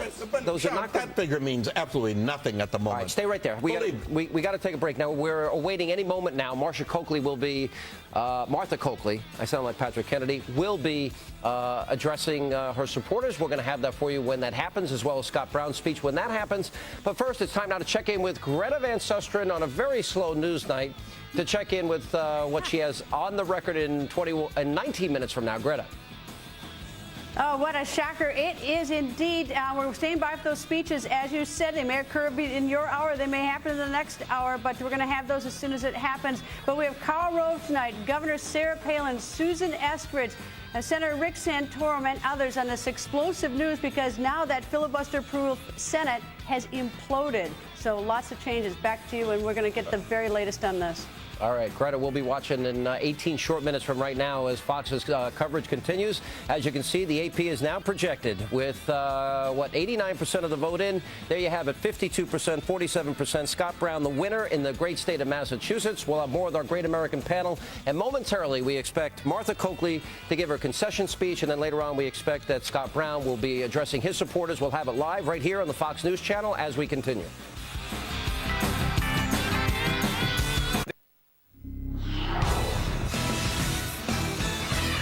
And this is a Fox News election alert. You are looking live at the Coakley campaign headquarters, where any moment Democrat Martha Coakley is expected to deliver her concession speech, and Republican Scott Brown is now the projected winner in a huge victory in the Massachusetts special election, and we are expecting to hear from him shortly as well as we await Martha Coakley. We continue now with our great American panel. It's interesting in this election how Scott Brown won. He kept, at every campaign stop, he said, I am the 41st vote. I will stop health care. He said, I will be for a strong national defense, taking on Obama's policies directly. I will go vote to cut taxes. A very conservative agenda. So obviously that message resonated. He sounded like me, a right-winger. Two things. The message was right, and he was right on the issues, but the attitude was different. The attitude was not this arrogant, I'm going to tell you what you want to do. I'm going to be a servant of the people. I thought that the killer line was that he said, this is the people's seat. This isn't. That was one of the best lines in the campaign. And I think, and for Barack Obama to go in there on Sunday and make fun of the fact he drives a GM pickup truck with 200,000 miles, thinking that, you know, somehow that's a diss. Yeah, that was a disconnect, don't you think, Mr. Mayor? Same as when Kerry got on the surfboard. Or Dukakis got out of the tank. That's right, the caucus out of a tank. Obviously, that was a bad idea, and I'm sure that Barack Obama recognizes it as a bad idea, because that pickup truck ad was one of the better ads that I've seen in all of my years of being in politics. Mr. Brown kept it very, very simple and very direct. I maintain that he wasn't sincere about any of it, but nevertheless, it didn't come through. It didn't come through. I got a question. The insincerity didn't come through. All right. But he never went He ran for this. I'm the 41st vote against health care. Right. Democrats have talked about shenanigans. Here's an interesting quandary and dilemma for John Kerry. Is John Kerry going to stand by the people of Massachusetts and the will of the people? And is he going to take a position, no votes until the senator-elect is seated?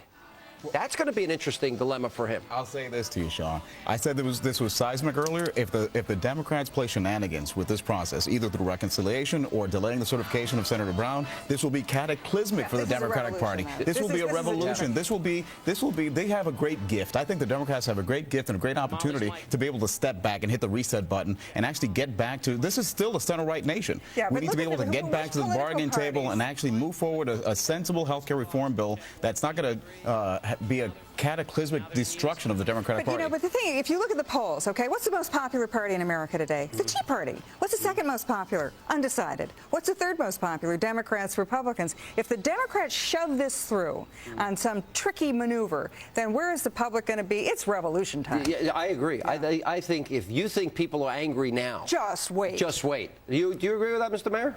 I believe that the Democratic Party will do what the Democratic Party believes is in the best interest of the American people. Not of the Democratic Party? I think in the best interest of the American people. I think that has been the basis of the advocacy. That's a little bit of a platitude. Here's the question.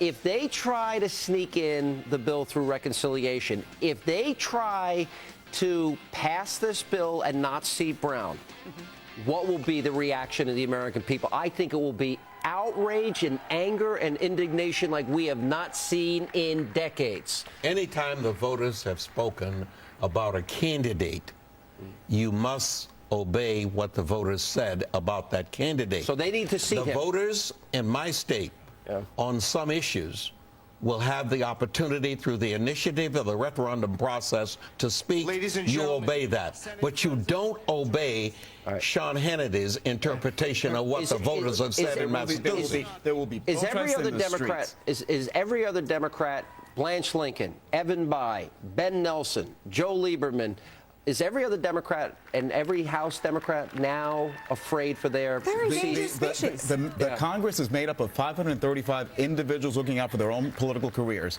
They will not walk the plank for President Obama after he's lost in Virginia, lost in New Jersey, lost in Massachusetts. The writing is on the wall. They will lead to listen to the American people from here on in. All right, well, let me just let everybody know what's going on here. As you can see, we are awaiting Martha Coakley in her concession speech.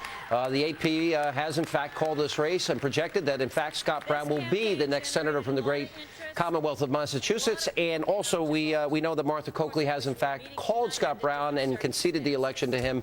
And it is pretty clear from what we're watching there on a monitor that she will be out there very, very shortly. All right, you wanted to make a point back to if they try shenanigans. If they try shenanigans, the American people will protest in the streets. This is not the right thing to do. This is the wrong thing to do at the worst possible time. We need to get both Democrats, Republicans, and Independents working together for the best interest of the American people. These shenanigans, these programs that the Democrats have been pushing down the throats of the American people, enough is enough, and the people have spoken. And the people have spoken. Wait. Democrats have not been engaged in shenanigans. Democrats have a different view. They're bribing voters. They're bribing they're not bribing. And that's a bad word, and you know that's a bad word. They're not bribing it. That's a crime. You can't bribe people. Listen, let me tell you something. As a politician who regularly put the packages together, there's always some quid pro quo relationships and interest. That is not bribe. Hundreds of millions of dollars Let me go through this. They are convincing people to vote for it based on their best interest. Wait a minute. Do you really support the idea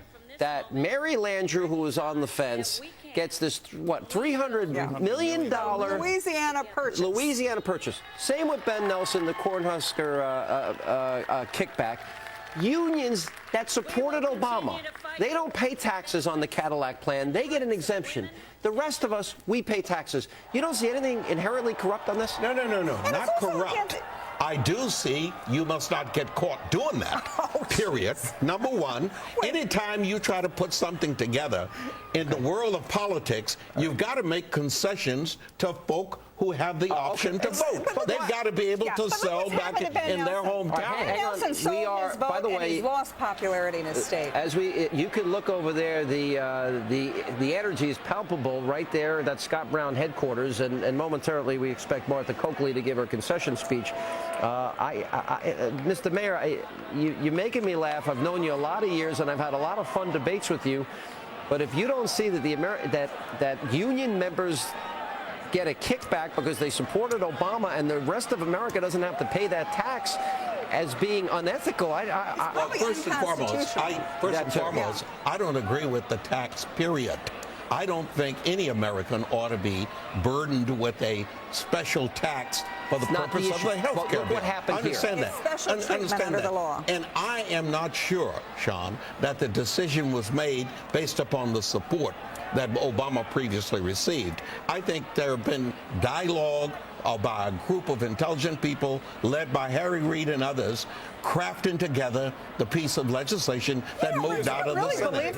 Do you really believe what you're saying? Here's what it comes down to. Yes, I do. I think it's been crafted, and I don't think that they would get... You don't think these are bribes? You don't think these are No, they're not bribes. But look, what it comes down to, Mr. Mayor, is this. When you've got 10% of the American people unemployed right now, and really 17% when you count people that have given up, and you see Washington focused... 50% of African-American youth, male youth. And they see Washington focused on things like cap and trade, and this health care reform bill has got trillions of dollars worth of new spending, billions of dollars worth of new taxes, cuts in Medicare. This is not what the American people wanted when they talked about change when they elected Barack Obama. This has been a bait and All right, guys, I do have a little bit of breaking news here. Harry Reid has apparently just spoken on the election, and he said, in fact, that Scott Brown will be seated when the proper paperwork is received. Now, what does that mean? So what does that mean? Now, well, that's very simple. Every time there is an election in any state, the election officer in that state has to certify that the votes have been counted. Right. They affix their signature to a document, and it's shipped off to the party that has a responsibility to see. But wait a minute. I did that. I had the responsibility to do that. But we have legal precedents. We have the Constitution, and we have Senate rules. And right now, the interim Senator Kirk is not the elected senator of the state of Massachusetts. And so I would think that John Kerry ought to lead the way and stand up for the will of the people of Massachusetts and say no more votes, be it on health care or any other issue, until he's seated. He is an American citizen. This election is overwhelming. It's not in contention. It's been conceded. Well, so first, Sean, you cannot stop the function of government awaiting. Nobody's talking about anytime you say no more votes on anything until some person who's been elected in a given district is seated. There was a special election in Massachusetts when Mrs. Songus took over that That's Congress right. seat. One day. And they can do it in one day. All you have to do is follow the process, period. But you cannot stop government. Mr. Mayor, you said something that really shocks me, and that you said, well, it's quid pro quo. I mean, that sounds like legalized bribery. All right, no, it isn't legalized. Don't use the term, please. Bribery has a I like my term. No, okay, you like your term, but your term is applicable. Ladies and gentlemen, as you can see, the Associated Press, an overwhelming victory for Scott Brown in the state of Massachusetts. He will be the new senator. As you can see, Martha Coakley has taken to the stage and is now to address her supporters as we continue our Fox coverage. Thank you, everybody. I don't know. Somebody told me there was a crowd out here. Thank you. Thank you. I want you to know that I just got off the phone with Scott Brown. I've offered him my congratulations and my best wishes on his victory tonight. And I wish to him and Gail and to his two daughters, and I told him, Mr. Brown, you've got two lovely daughters, which he does. And he also extended his good wishes to me. And so I wish we were here with other and better news tonight, but we are not. And I want to take this moment, first of all, for all of you in this room and those of you who are probably still out working.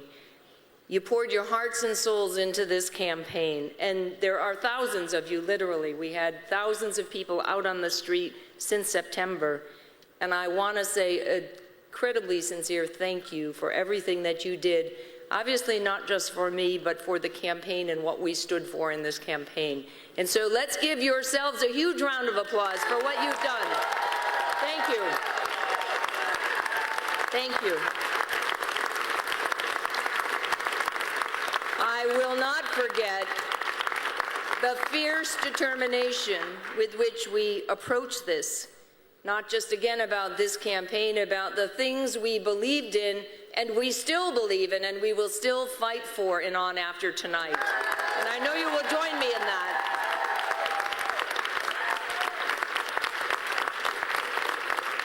We never lost our focus or our determination and you never demonstrated an ounce of discouragement or complacency as far as I'm concerned in this campaign. I know how hard we worked, and you own everything about this campaign. You were there every step of the way as we went forward in the primary and through tonight and focused on the issues that I believe everybody in Massachusetts does care about and everybody in this country should be focused on as we go forward. I want to say a very sincere and loving thank you to my husband, Tom. Thank you.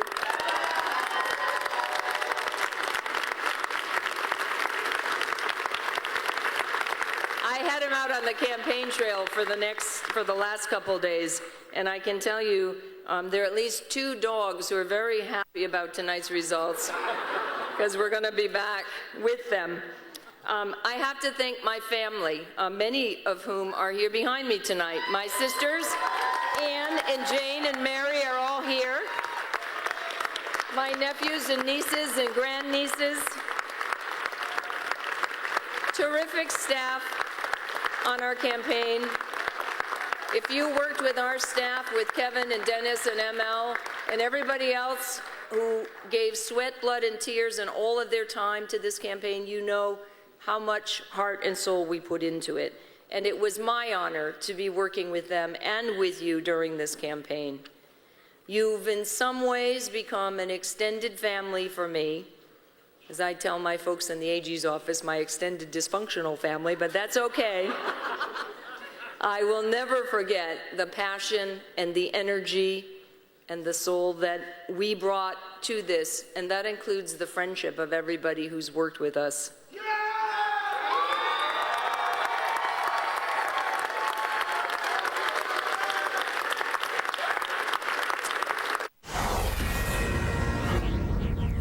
This is a Fox News alert. Well, it happened. The unthinkable. Scott Brown, a Republican, elected to represent Massachusetts in the U.S. Senate. Now, we're waiting for Brown's speech, and now back to Attorney General Martha Coakley's concession speech. He actually just called me, and before I came on stage, to say that we can't win them all, and he knows that better than any, as he told me. But he appreciates what I did and what you did, and he said to extend his heartfelt thanks to everybody who'd worked on the campaign. And as I know from losing a campaign several years ago, writing a little piece about it for the Herald, that I feel very strongly about. If you do not run, you cannot win. And you don't always win all of the time, but you put in your best efforts, because sometimes it's more important to travel hopefully than to arrive. And in some ways,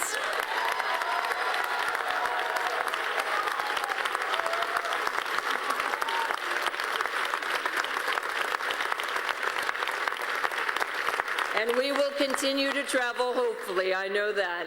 I know that many of you had the great pleasure of seeing President Clinton as he was out on the campaign trail. I want to thank him. And particularly, I need to send my thanks, and I know yours, to Vicki Kennedy, who campaigned with me all weekend.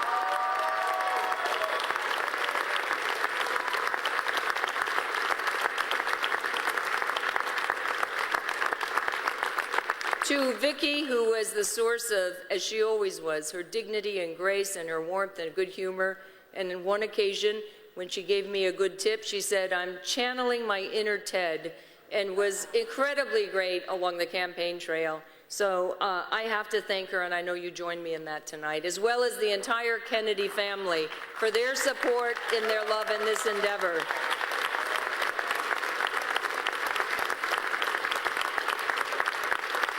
Okay, so this is the deal. Although our campaign ends tonight, we know that our mission continues and our work goes on. I am heartbroken at the result, and I know that you are also, but I know that we will get up together tomorrow and continue this fight, even with this result tonight, because there will be plenty of Wednesday morning quarterbacking about what happened and what went right, what went wrong. And I know that everyone, including me, I am brutally honest on my own performances. We will be honest about the assessment of this race. And although I am very disappointed, I always respect the voter's choice, and that's what I told to Scott Brown tonight. And again, we wish him luck in his public service. Anyone who's been out on the campaign trail, particularly in this race, has seen the anger of folks who are frustrated, concerned. They are angry about health care issues, and they're angry about our two wars, our inability to properly care for those who return home after fighting. I had hoped in the best interests of our state and the country to go to Washington to address these issues. I hope that as a nation and as a Commonwealth, we can do better in the future. You know that as your Attorney General, I will continue to fight and address them here with everybody in Massachusetts who cares about these issues. Thank you.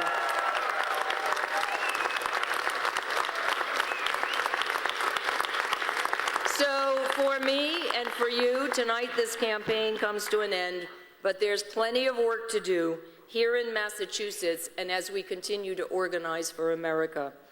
And so we will always remember our terrific Senator Ted Kennedy and his words, "The work begins anew, the hope rises again, and the dream lives on." Thank you.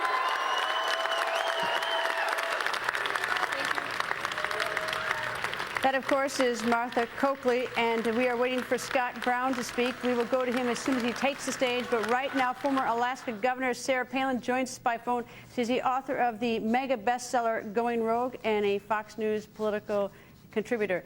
Governor Palin, nice to hear from you. And Governor, as you listen to the concession stand of the Attorney General here in Massachusetts, what do you think? Oh, I think this is huge. You just witnessed a wicked political pivot across our country, and I think this victory of Brown's can't be overstated. Not just Brown's, too, but look at the recent developments in New Jersey and Virginia, now Massachusetts. This is a tidal wave that's sweeping the country. It's telling politicians in D.C. that status quo is not acceptable. From a purely strategic point of view, why do you think this happened? Did she have a misstep, or what happened? I don't think it was a misstep on her part, any one that you can pinpoint, but it was this overall message of, arrogance this go around wasn't going to win. Common sense victory is what was going to be seen coming from Scott Brown's candidacy, and that's what you saw. It was going to be independence and common sense over again. And I think it was quite evident there at the end of the day when you look at the way that Scott ran his campaign. It was quite simple, and it was shoe leather, and it was that tough work ethic that a lot of Massachusetts residents are known for. That's what he employed versus calling on the big guns from D.C. and bringing in the elite to do the speaking for him. It was sort of that untouched status that Americans root for. He represented that. In some ways, I sort of think, I look at it a little differently. I think she got torpedoed. On December 19th, she was up 20 points. Right after December 19th, Senate Majority Leader Harry Reid bought that Nebraska vote for $300 million, which enraged everyone. Then about a week ago, the unfortunate thing for Martha Coakley was the deal with the union, the special treatment. So those two sort of cataclysmic events, I think, brought her down those 20 points very fast, because those two events made a lot of people very unhappy. This is a referendum on all those things that President Obama has been standing for, though. This victory tonight of Scott's is a referendum on his and the left's policy agenda. And what this message is that's being sent to Washington is that, again, status quo, it's not acceptable, but the people are opposing government takeover of health care. They're opposing increasing American debt, and they're opposing the left's agenda of increased intrusion in our lives, especially our small businesses. So, yeah, it was many different factors all coming together at once, and thank God for that, I think a lot of the people will say, because this is a step towards taking our country back. Did you endorse Scott Brown, and if not, why not? I would have had he requested it, but I so respected that he didn't call in a whole lot of outsiders asking them to come do the bidding for him. He did this himself, and that, again, was kind of that underdog status of his that is so respected. Usually a candidate like Scott is reliant upon and strengthened by their own grassroots effort. It was good for him to do it the way that he did to run this campaign. So I was asked to be a part of it. I think I Twittered a couple of times my support for him at the last minute there, but all along I was rooting for him. Do you have any sort of thought for Martha Coakley? I mean, this must be sort of bruising to take a beating like that, and you got to wake up the next day and sort of get going again. You've won some elections, you've lost some elections. You got any advice for tomorrow? Yeah, I think she can share the news with her colleagues, other Democrats, others on the left, to say, hey, this is what democracy looks like, Democrats. You listen to the people, or Democrats are going to hear our voices even louder in November. I think she can share that lesson, and then, you know, let's hope that everybody works together there in Massachusetts, especially on the challenges facing that state. Hopefully she'll help to contribute some positive ideas for Mr. Brown as he goes to Washington, and he's going to Washington in a pickup truck, no less. You know, I've always thought that the Tea Party movement was sort of a threat to the Republican Party. Tonight, now it may look like the people who support the Tea Party may be moving back or might have an opportunity to move back to the Republican Party. What's your thought of the Tea Party movement versus the Republican Party tonight? I don't look at that as two opposing forces. I think the Tea Party movement is so much a part of the Republican and independents who believe in smaller, smarter government and strong national security. I think the Tea Party movement has been another voice out there, and it would do our country well for all these different voices who believe in the common sense solutions to start working even closer together. The Tea Party movement represents that message that all political power is inherent in the people, and that government originates and is directed with the people. It's for the people's will. That's what the Tea Party movement represents, and that's what independents so often believe in, certainly what the planks in the Republican platform are supposed to be representing. All right, now there are a lot of options with health care right now. The Democrats can try to do something so that they don't have to go to a full 60 vote. Maybe they can do a reconciliation. They can do all sorts of things. Or maybe health care has got to go back to the beginning and start all over. What do you think is going to happen now with health care? Not what do you want, but what do you think is going to happen? Oh, that's a good way to put it, because what I want is for them to scratch it and start working with conservatives on common sense, market-driven, patient-oriented solutions. But instead, we need to watch for the Democrats to try to ram through this health care takeover despite this very loud, this clear statement tonight from the people. I think right now, Rahm Emanuel, Obama supporters there at the White House, they're thinking of every trick in the book to get around this, Pelosi and Reid. So the people have to be ever vigilant and hold these politicians accountable. Do you think it's, there have been a lot of sort of nasty derogatory remarks coming out of Washington about the way Martha Coakley ran her campaign. Obviously I have a little different thought since she came down 20 points after some very important events happened in Washington. What about that sniping, or at least what we hear the sniping about her from Washington, from Democrats in Washington? Yeah, they need to get over that real quickly. I've been there, too, where a candidate has been blame laid on a candidate for a campaign not being victorious at the end of the day. It just wastes time. It wastes human effort and resources. Democrats should get over that. Just skip that chapter of the book and just start trying to work together, everybody there in Washington, to get some solutions to the challenges facing this country, health care being one of the big ones. Governor, thank you very much for joining us. And viewers, you are looking at the headquarters of Scott Brown. He's going to be out here any minute. At least we expect to give his speech to his supporters, those who have elected him. And On the Record is live late into the night. Plus, Karl Rove will be here, Senator Rick Santorum, and the latest news as it happens right here in Boston. We are back in 2 minutes. Do not go. The GOP pulls off a stunning win here in Massachusetts, and our breaking news coverage continues live from Boston. We are waiting for U.S. Senator-elect Scott Brown to speak. First, Karl Rove joins us live. It's amazing, Karl, how one single election can change so much, isn't it? I've never seen one election like this. As you said earlier in the program, a month ago, Coakley was up as many as 31 points.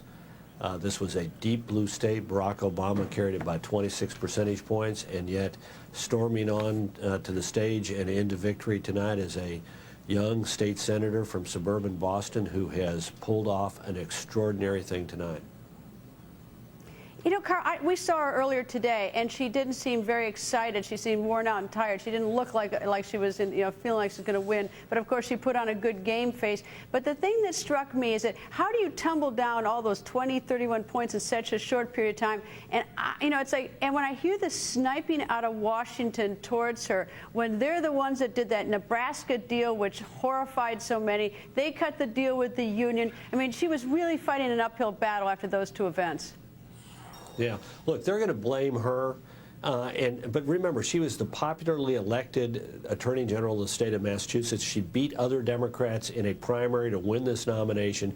This is not a, this is not a dreadful candidate. But you're right. She was burdened by a year worth of policy from the Obama administration, which is out of sync with America, even in a deep blue state. And think about it. She was ahead a month ago by big, big margins.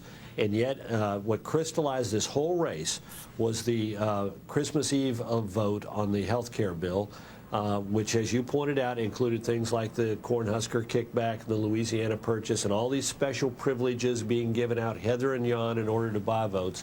And the more that sunk in, and Brown seized upon this. He'd been talking about the deficit. He'd been talking about spending. He'd been talking about the establishment. He'd been talking about Washington and its ways. He'd been talking about government, the expansion of government. He'd been talking about the war on terror. And that sort of crystallized and gave him momentum. He then had some good debates. And then, as you pointed out, and I think it's absolutely right, there it was, negotiating this bill behind closed doors after President Obama promised to do it out in the sunshine on C-SPAN, and then the big celebration about having reached the key deal, which said if you're a union member or work for state and local government, you escape the Cadillac health care tax, but if you work in the private sector and got a Cadillac plan, you get hit with a 40% tax, unlike those union guys. It just stunk. And what was amazing to me was in the polling, the recent polling, Senator Brown was barely losing union households in the state of Massachusetts. I mean, this is a shocker. I don't think I've ever seen anything like this in one single contest that is going to have as big a ramifications for America as this one does. See, I don't think it has anything to do with Martha Coakley. I really, I think that it's just like, how do you defend that $300 million deal? And she's naturally aligned with it by virtue of being a Democrat and being the one vote that's either going to be is going to keep the filibuster-proof Senate or not. I think that that was an insurmountable burden, because I don't care which party you are, is that it just smelled so bad that it was hard. It's hard if you have to be aligned with that. Yeah.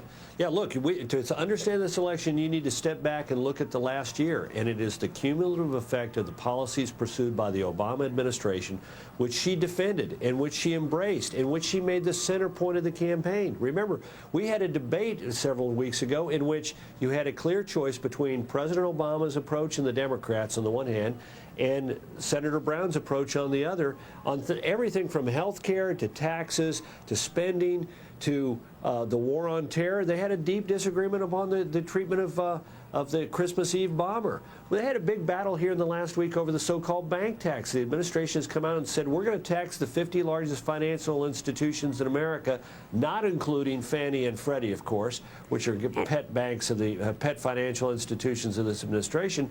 And you had Coakley saying, I'm in favor of penalizing the banks, and you had Brown saying, no, it's going to be paid for by the consumers, and we don't want that. So this has been a clear referendum on the Obama administration's policies. And then she attempted to put Scott Brown as a representative of the Bush-Cheney administration, and then he came out with the line, I'm a Scott Brown Republican. So it's like, she couldn't make that stick on him in any way. Well, and then we have, of course, had the famous David Gergen reference in the debate to this being the Kennedy seat, and he said, no, it's the people's seat, which, again, this is what is, the anger and dissatisfaction in America is about being told one thing in the 2008 campaign: I will govern as a centrist, be concerned about deficits and spending, and I consider government-run health care extreme, as President Obama said in his ad, and then being subjected to a year in which spending is through the roof, Barack Obama will add more to the national debt in the first 20 months and 11 days of his time in office than was added during the entire 8 years of the Bush administration. And they're talking about a flood of red ink. They're talking about taxes. They're talking about expansion of government. And all of these things the American people were ill prepared to receive after the campaign that President Obama ran. You know, the other thing that struck me that I thought was a horrible faux pas for her was her timing about 2 weeks ago. And you've got to raise money to run these elections, but she went to Washington to raise money, which made her look like she was very much in tune with Washington. She's putting herself right in that. And then it was a fundraiser where there were lots of health care lobbyists, special interests, and something that she should have stayed a million miles away from on essentially the eve of the election. I mean, she just walked into that mistake. So that I'm sure that didn't help her. Well, absolutely. In fact, again, though, it fits into the narrative. Remember, what we've seen over the course of the last year is that this bill is being written by the special interests. PhRMA, the Pharmaceutical Manufacturers Association, has been in bed with the administration since the beginning. The health insurance lobbyists have been sitting there helping to write the bill. They've been attending the private meetings at the White House. So, sure, they have a legitimate interest to be heard on this bill, but the whole way this has been handled has led people to believe that this is being done in a stinky way, and it is not in the way that they were led to believe that President Obama would conduct it. But I think you're right, Greta. At the heart of this is not two different competing candidates. It is two different competing philosophies.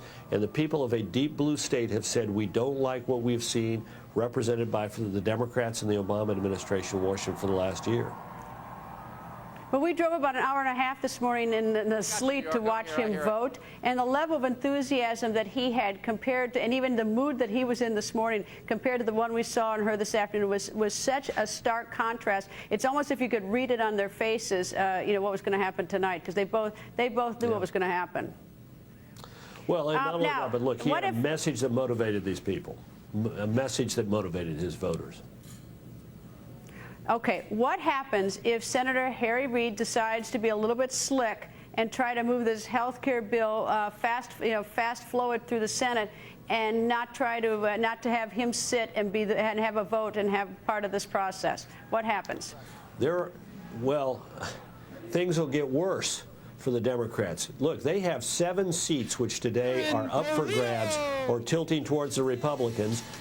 Everything from Delaware to Illinois to North Dakota to Arkansas to Colorado to Nevada itself, Harry Reid's own seat. Those numbers are only going to grow.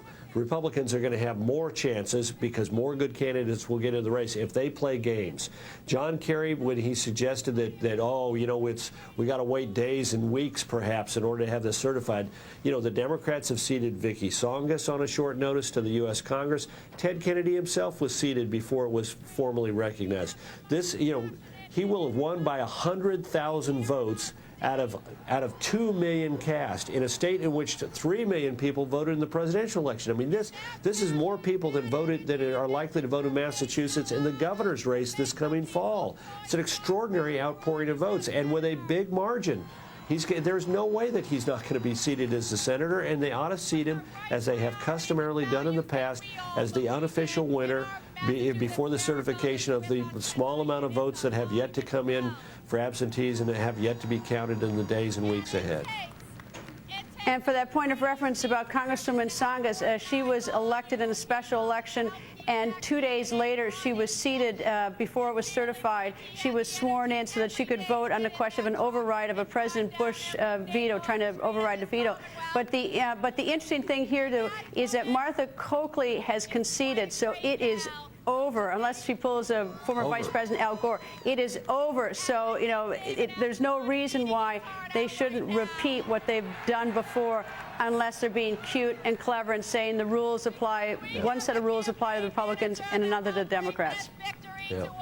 There's something else that's going to result from tonight. We have now got, like we had this past fall with Chris Christie in New Jersey and Bob McDonnell in Virginia, we have new figures on the political scene who have providing teachable moments about how it is that a candidate on the center right runs a campaign. Scott Brown has grown as a candidate. You could see the footage of him a month or 6 weeks ago, and then you've seen him in the last couple of weeks, and here is somebody who's hit his stride, who's grown up politically and as a campaigner and as an advocate and as a spokesman, and it's been extraordinary to watch. He is an unusual talent, and I think we're going to hear a lot from him in the years ahead. Imagine how the White House is burning tonight. You mentioned Virginia, New Jersey, and of course President Obama was here in Massachusetts, and sort of on another sort of similar theme. He went all the way over to Copenhagen. I mean, here is a president who has been so enormously successful in so many ways, and he keeps now hitting. People are saying no to him now for the first time. That must be a stunning defeat tonight at the White House. It should be, and it should be a moment. I think our colleague Britt Hume had a good point, which was that this could be a great moment for the Democrats if they sort of realized what is carried in the message of this moment and changed their ways and tried to govern from the center and govern in a bipartisan fashion as they led the American people to expect that they would do. But I frankly have been watching closely the rhetoric of the White House in the last 24 hours. They have gone viciously after Martha Coakley, blaming it all on her.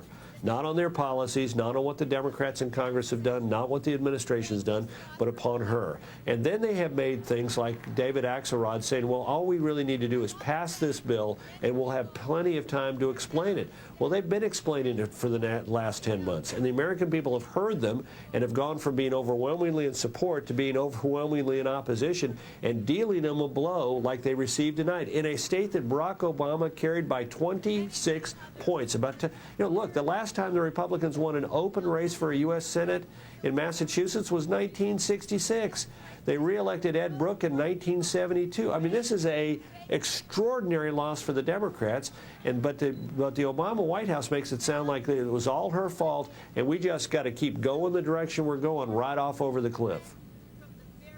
I suppose the president would be very smart to sort of look back in history and see how former President Clinton handled it when he took a body blow from when he took that hit with the Congress in '94. Right. I mean, in 1995 and 96, he came back in and had productive sessions on the budget, passed welfare reform, but he did move back to the center. After going to the left in his first 2 years and losing the Congress, he came back to the center. I don't think this president is capable of doing that. I don't think this president, maybe later, but certainly I don't think now is he. Well, but you know what? I don't think they're going to. I think they're going to look at those numbers and say, well, we've got 59. There's got to be some way that we can get this thing done. And even if they don't get health care done, he would come out in the State of the Union address, I suspect, and give lip service to deficit reduction. But like, for example, on the TARP, they're getting the money back from the banks with interest and dividends, and they're trying not to put that towards deficit reduction as the Congress called for. They're trying to find a way to spend that money. I think we're going to likely see more of the same from this administration. We're likely to see between now and November hardball Chicago-style politics aimed at passing a very liberal agenda and, a fundamental belief that this is what the country wants, that this is what the country elected them to do, when in reality the country elected them to have reasonable, moderate, centrist-oriented change. But if the economy doesn't take off, isn't soaring, is that they're going to have another rude awakening come November, unless they get lucky on the economy and the employment rate comes plummeting down. I mean, they've gotten a message in Virginia, they've gotten the one in New Jersey, they've now gotten the message here. They may try to blame Martha Coakley, but I think this is a referendum on the Democratic leadership. But they're going to have a very rude awakening in November, so they might as well cut their losses now than take that bigger hit in November.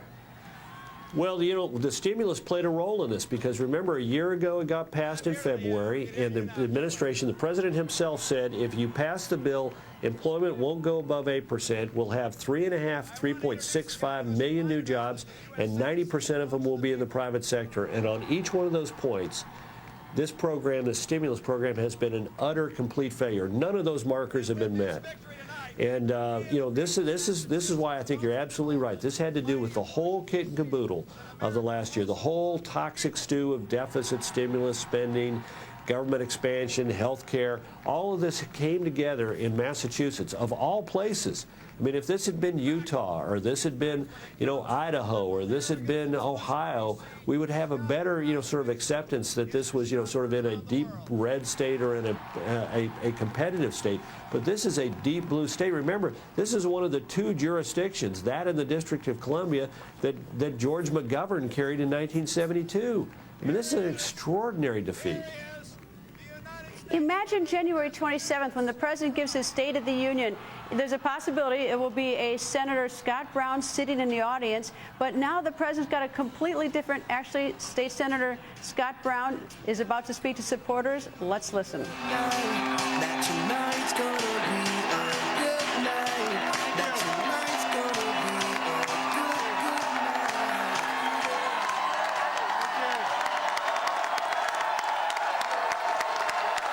Thank you so much. Wow, what a great crowd. Thank you very much.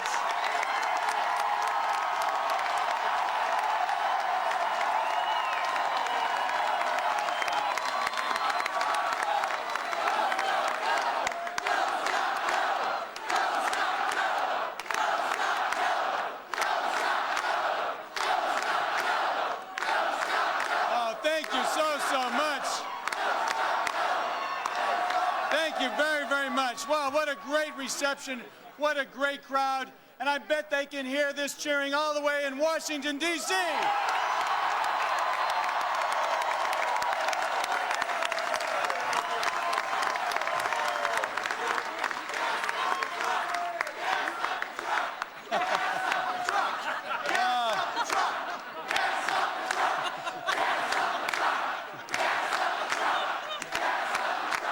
Thank you. Thank you. Thank you. Thank you. Yes, I did this morning. Thank you. And I hope they're paying close attention, because tonight the independent voice of Massachusetts has spoken.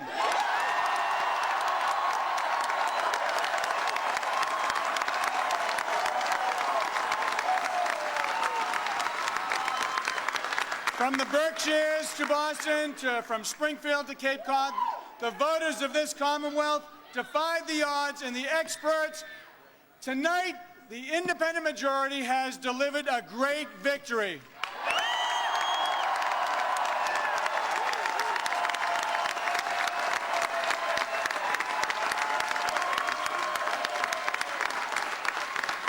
I thank the people of Massachusetts for electing me as your next United States Senator.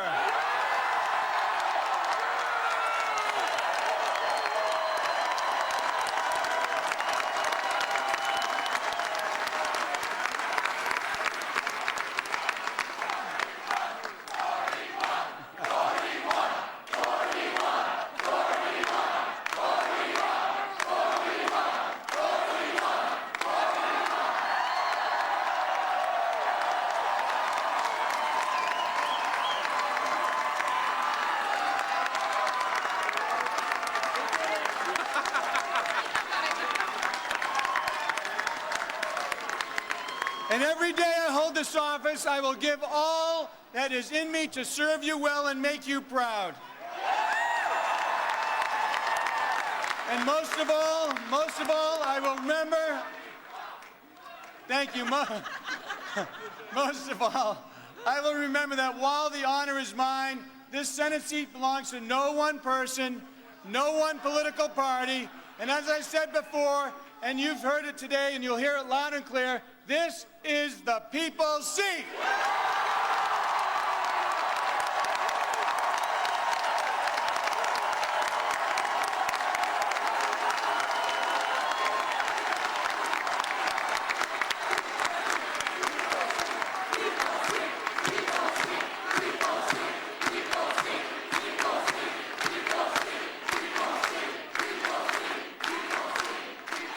Thank you very much. I spoke to interim Senator Paul Kirk, and he has completed his work as a senator.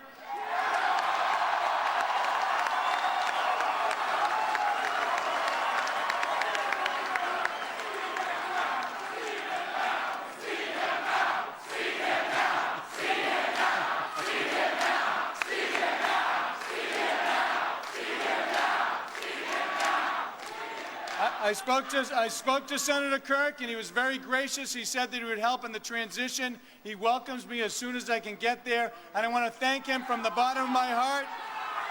I want to thank him.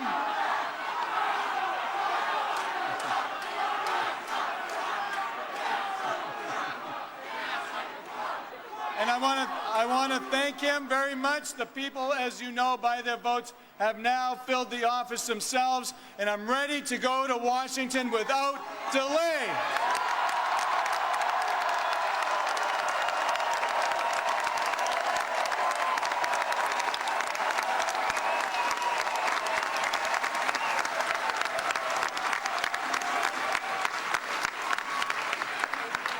I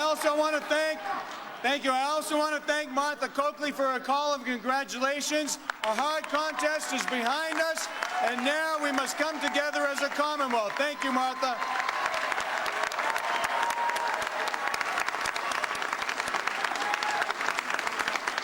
As you know, this special election came about because we lost someone very, very dear to Massachusetts and to America. Senator Ted Kennedy was a tireless worker and a big-hearted public servant, and for most of his lifetime was a force like no other in this state.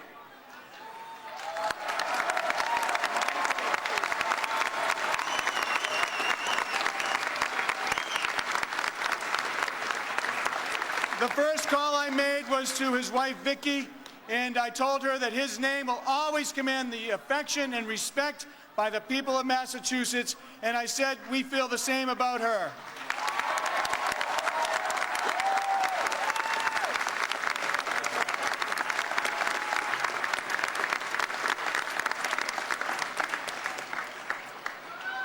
There's no replacing a man like that, but tonight I honor the memory, and I pledge to be the very best and try to be a worthy successor to the late Senator Kennedy.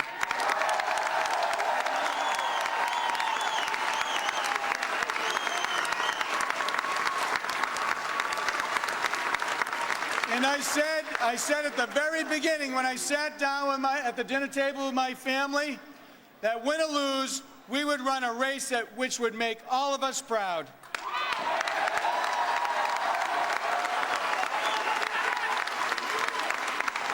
I kept my word, and we ran a clean, issues-oriented, upbeat campaign, and I wouldn't trade that for anything.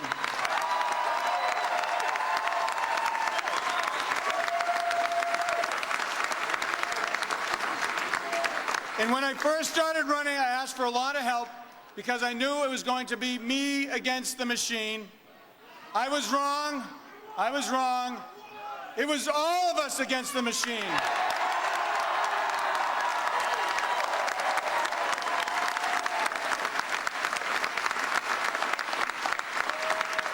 And tonight we have shown everybody now that you are the machine.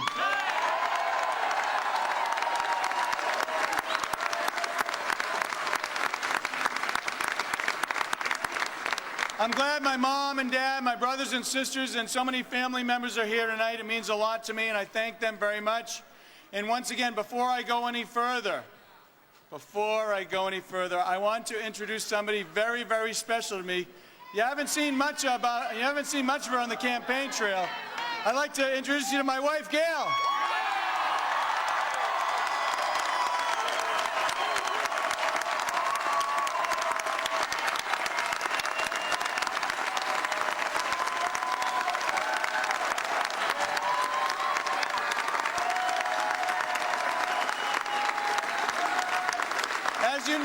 As you know, my wife, Gail, couldn't join me on the campaign trail because of work as a Boston TV journalist, but I will let you in on a little secret. No secrets. No secrets. She didn't stay neutral today. She actually voted for the winner.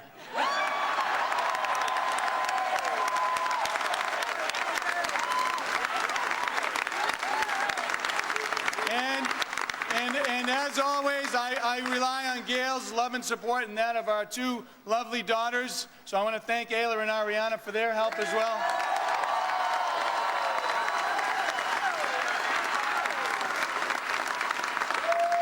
And just in case anybody who's watching throughout the country, yes, they're both available. No.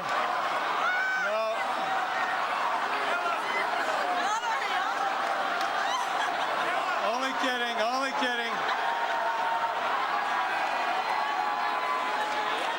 kidding. Only kidding. Ariana definitely is not available, but Ayla is.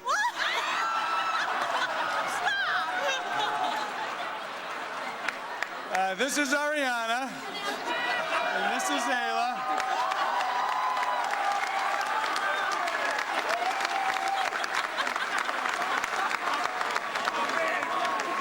Well, I can see I'm going to get in trouble when I get home. But Ariana will be returning in a day or two to her studies pre-med at Syracuse, and because she's been giving her all to this campaign, and as always, her sister and Ayla have been, Ayla and Ariana obviously have been a joy to Gail and me, and we're so grateful to them both for their professionalism and their love and excitement and zest for life. And even for her campaign performances in front of millions of people, you've heard Ayla's voice already on American Idol, and as a Boston College basketball player, many fans know that she's also pretty good on the court. And the reason I bring that up is because when I spoke to the president tonight, I asked the president, you know, because he has a couple of basketball courts there.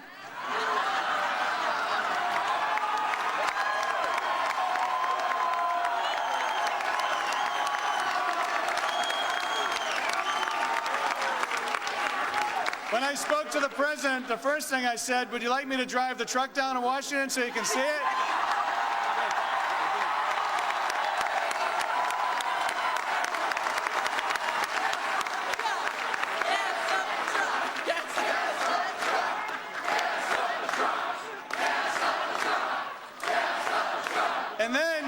And then I said, Mr. President, I know you like basketball, so tell you what, why don't you pick your best player, and I'll take Ayla, and we'll take you on 2-on-2.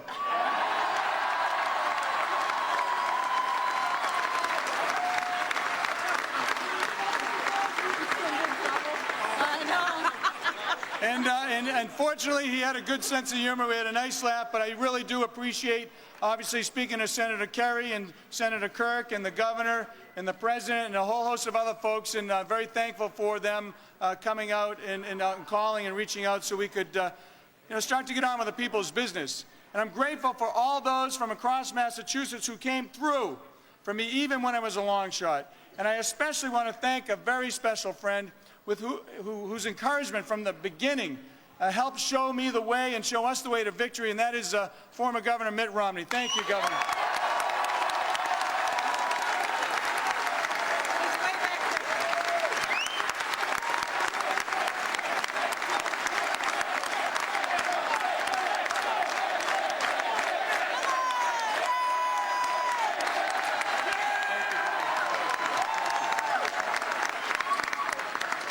And when I went to Washington a few months ago, I'll never forget the help of another man who took the time to meet with me, who told me that I could actually win, and he gave me the confidence for the fight. It was also characteristic of a great American, a true hero. And tonight I want to thank my new colleague, Senator John McCain.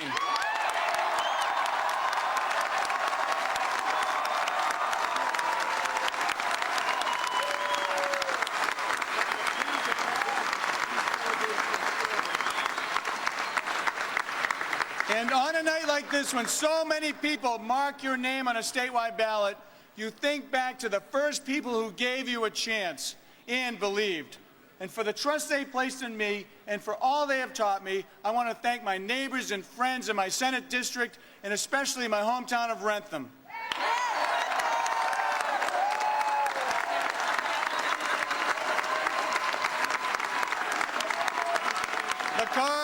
The cause and victory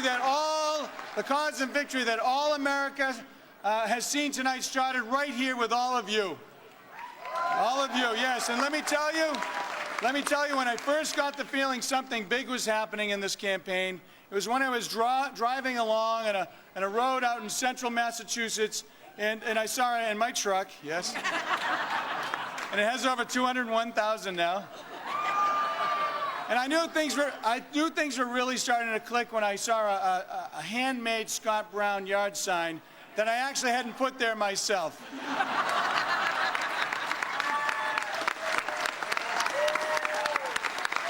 And this little campaign of ours was destined for greater things than any of us knew, and the message went far beyond, the sign that was there placed in the snow.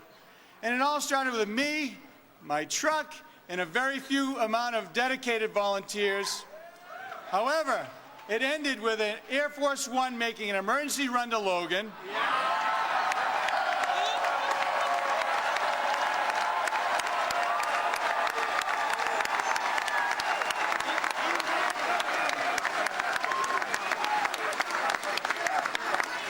And I didn't mind when the president came here and criticized me and talked about, some of the things that he disagreed with me on. But let me tell you, when he started to criticize my truck, that's where I draw the line.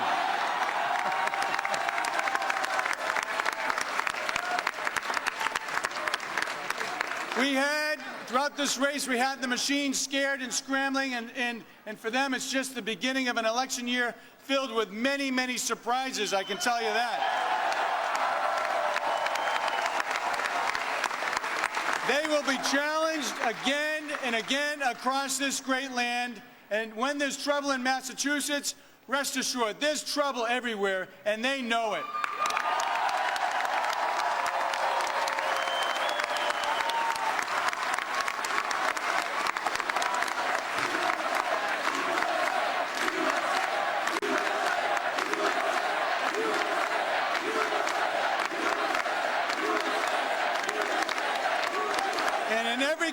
In every corner of our state, I met with people, looked them in the eye, shook their hand, and asked them for their vote. I didn't care. I didn't care about party affiliation, and they didn't worry about mine. It was simply a shared conviction that brought us all together, and for that, I'm very thankful. And one thing is clear. One thing is very, very clear as I travel throughout the state. People do not want the trillion-dollar health care plan that is being forced.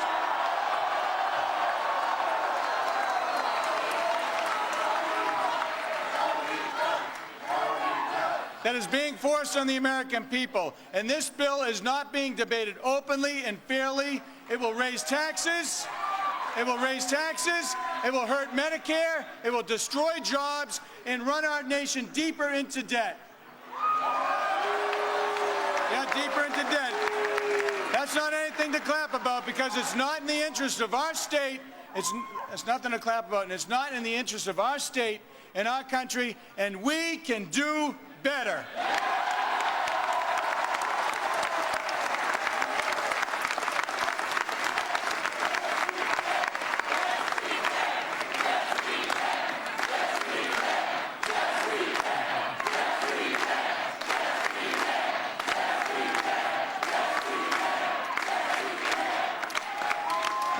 Well, when I've traveled throughout the state, I've had a lot of fun, and you guys are all having fun.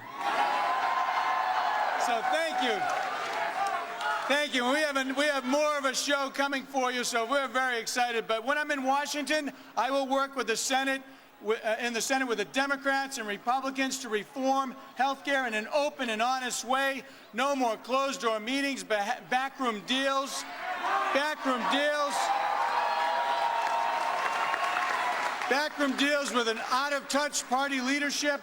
No more hiding costs, concealing taxes, collaborating with a special interest, and leaving more trillions in debt for our children to pay. In healthcare, we need to start fresh. We need to start fresh, work together to do the job right. And I hate to sound repetitive, but once again, we can do better.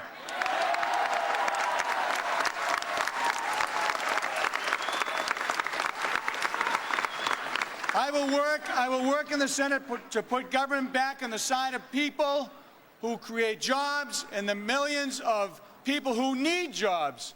And remember, as President John F. Kennedy stated, That starts with across-the-board tax cuts for businesses and families to create jobs,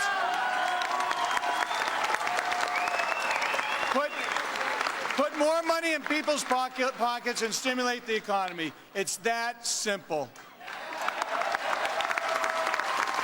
I will work with the Senate. I will work with the senators in the Senate to defend our nation's interests and to keep our military second to none.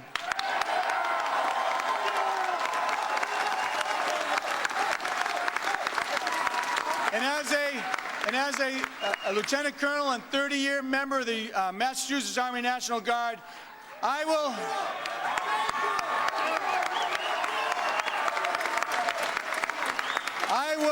will absolutely keep faith with all of those who serve and get our veterans all of the benefits that they deserve.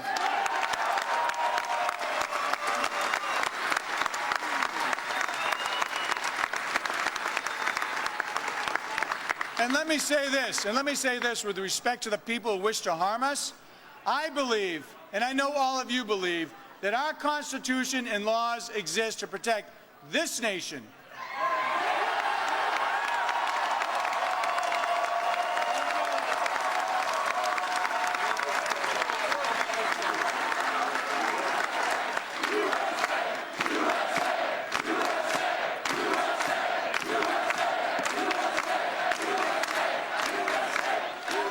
Let me make it very, very, very clear. They do not grant rights and privileges to enemies in wartime.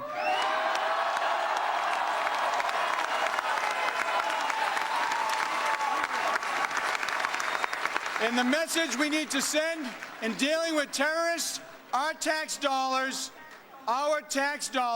should pay for weapons to stop them and not lawyers to defend them.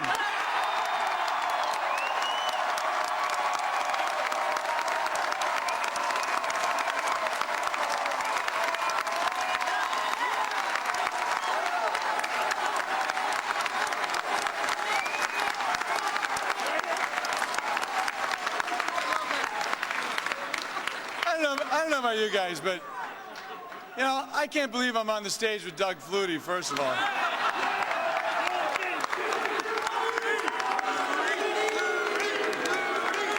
You know, and two of the best guys I know, Fred and Steve Steakhouse, Freddie Smillis, Steve Diossi, Lenny Clark. I'm telling you.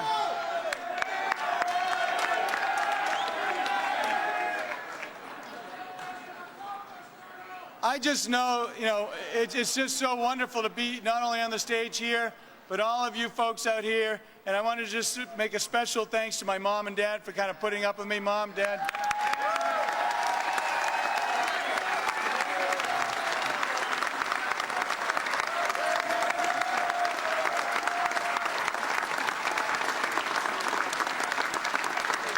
Thank you very much for respecting them. And I know I'm a little off script, but let me get back on and talking about raising taxes, taking over our health care, and giving new rights to terrorists.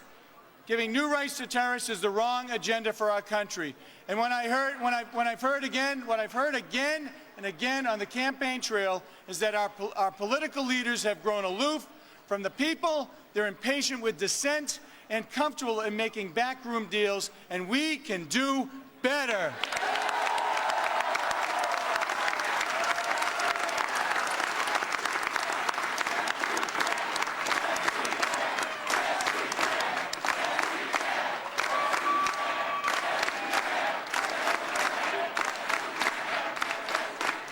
You know, the funny thing is, they thought that you were all on board with all their ambitions. Yeah, they did. Yes, they did. They thought that they owned your vote. They thought that they couldn't lose. But tonight, you and you and you and you and you all set them straight. Thank you.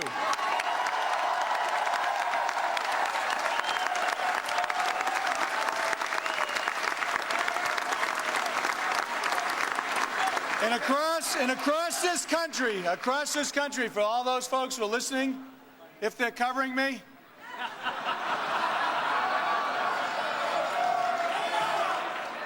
We are united by basic convictions that only need to be clearly stated to win a majority.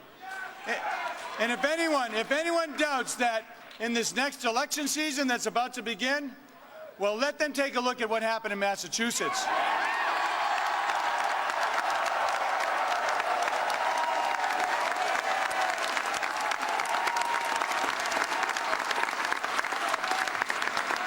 Because what happened here in Massachusetts can happen all over America.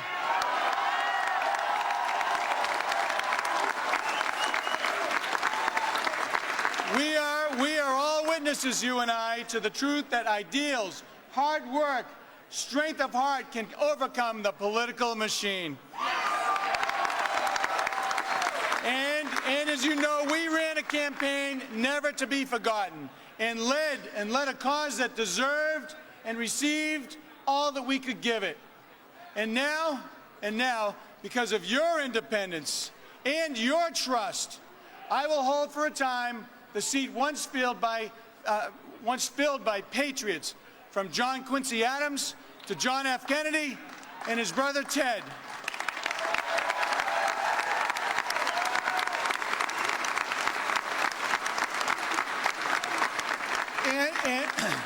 And as I proudly, and let me say proudly, take up the duty you have given me, I promise to do my very, very best for Massachusetts and America every time the roll is called.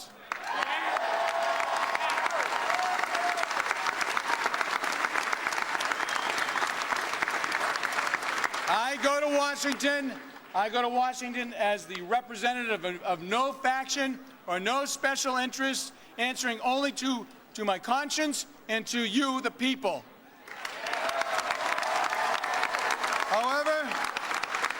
However, I know I have a lot to learn in the Senate, but I know who I am and I know who I serve. I'm Scott Brown. I'm from Rentham, and I drive a truck.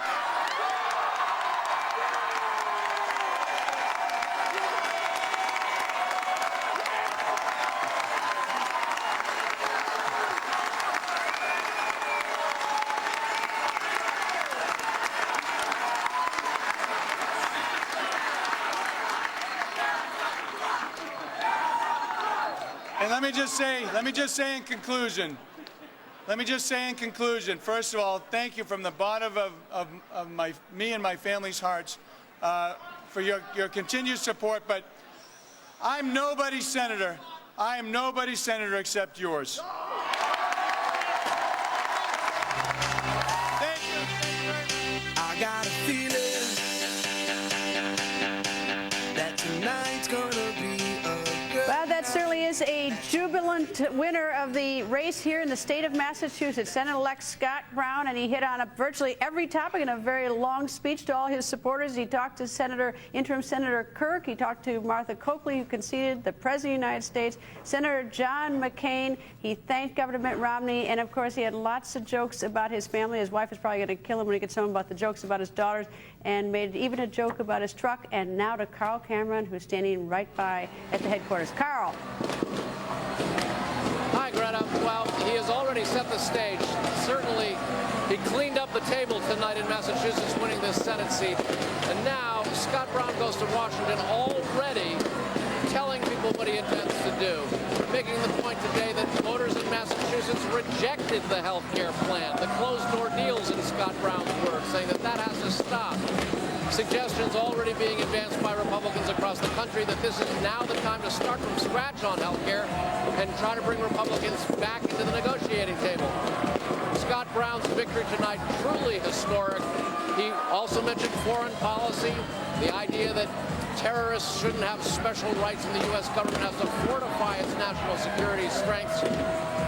Scott Brown's victory tonight has clearly wowed this Massachusetts Republican hall. And it's also filled with independents and even some Democrats. The accomplishment really can't be overstated. It's going to cause the political science books and the history books in Massachusetts all to be revised. and all of the tactical and strategic thinking in Washington on behalf of majority Democrats, in the absence of their 60-vote filibuster majority now, it all has to be restructured.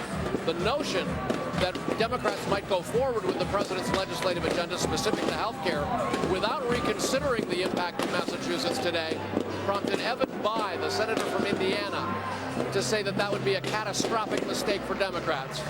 Jim Webb, the Democratic senator from Virginia, has already suggested it would only be appropriate to hold off any further votes on health care in Congress until Scott Brown can be seated. A conservative Democrat from Virginia, right across the Potomac from Washington, D.C., making that utterance will serve, in the words of Mitt Romney, as a shot across the bow of Democrats. Great concern that this Republican victory in Massachusetts now has shaken the underpinnings of the Democratic majority in Washington, and a lot's going to change besides a Democrat and a Republican in this seat. We'll be right back. We have another full hour. Stay with us. Now, the political world has been turned upside down in a stunner. Republican State Senator Scott Brown has won the special election for the United States Senate seat in the state of Massachusetts. Fox's chief political correspondent, Carl Cameron, is live at Brown's headquarters. Carl, the real intrigue, I think, begins with the State of the Union, or at least it's going to be quite fascinating if he's sitting there in that audience. And what does the president say? Does he change even the whole topic now that he doesn't have that filibuster-proof Senate?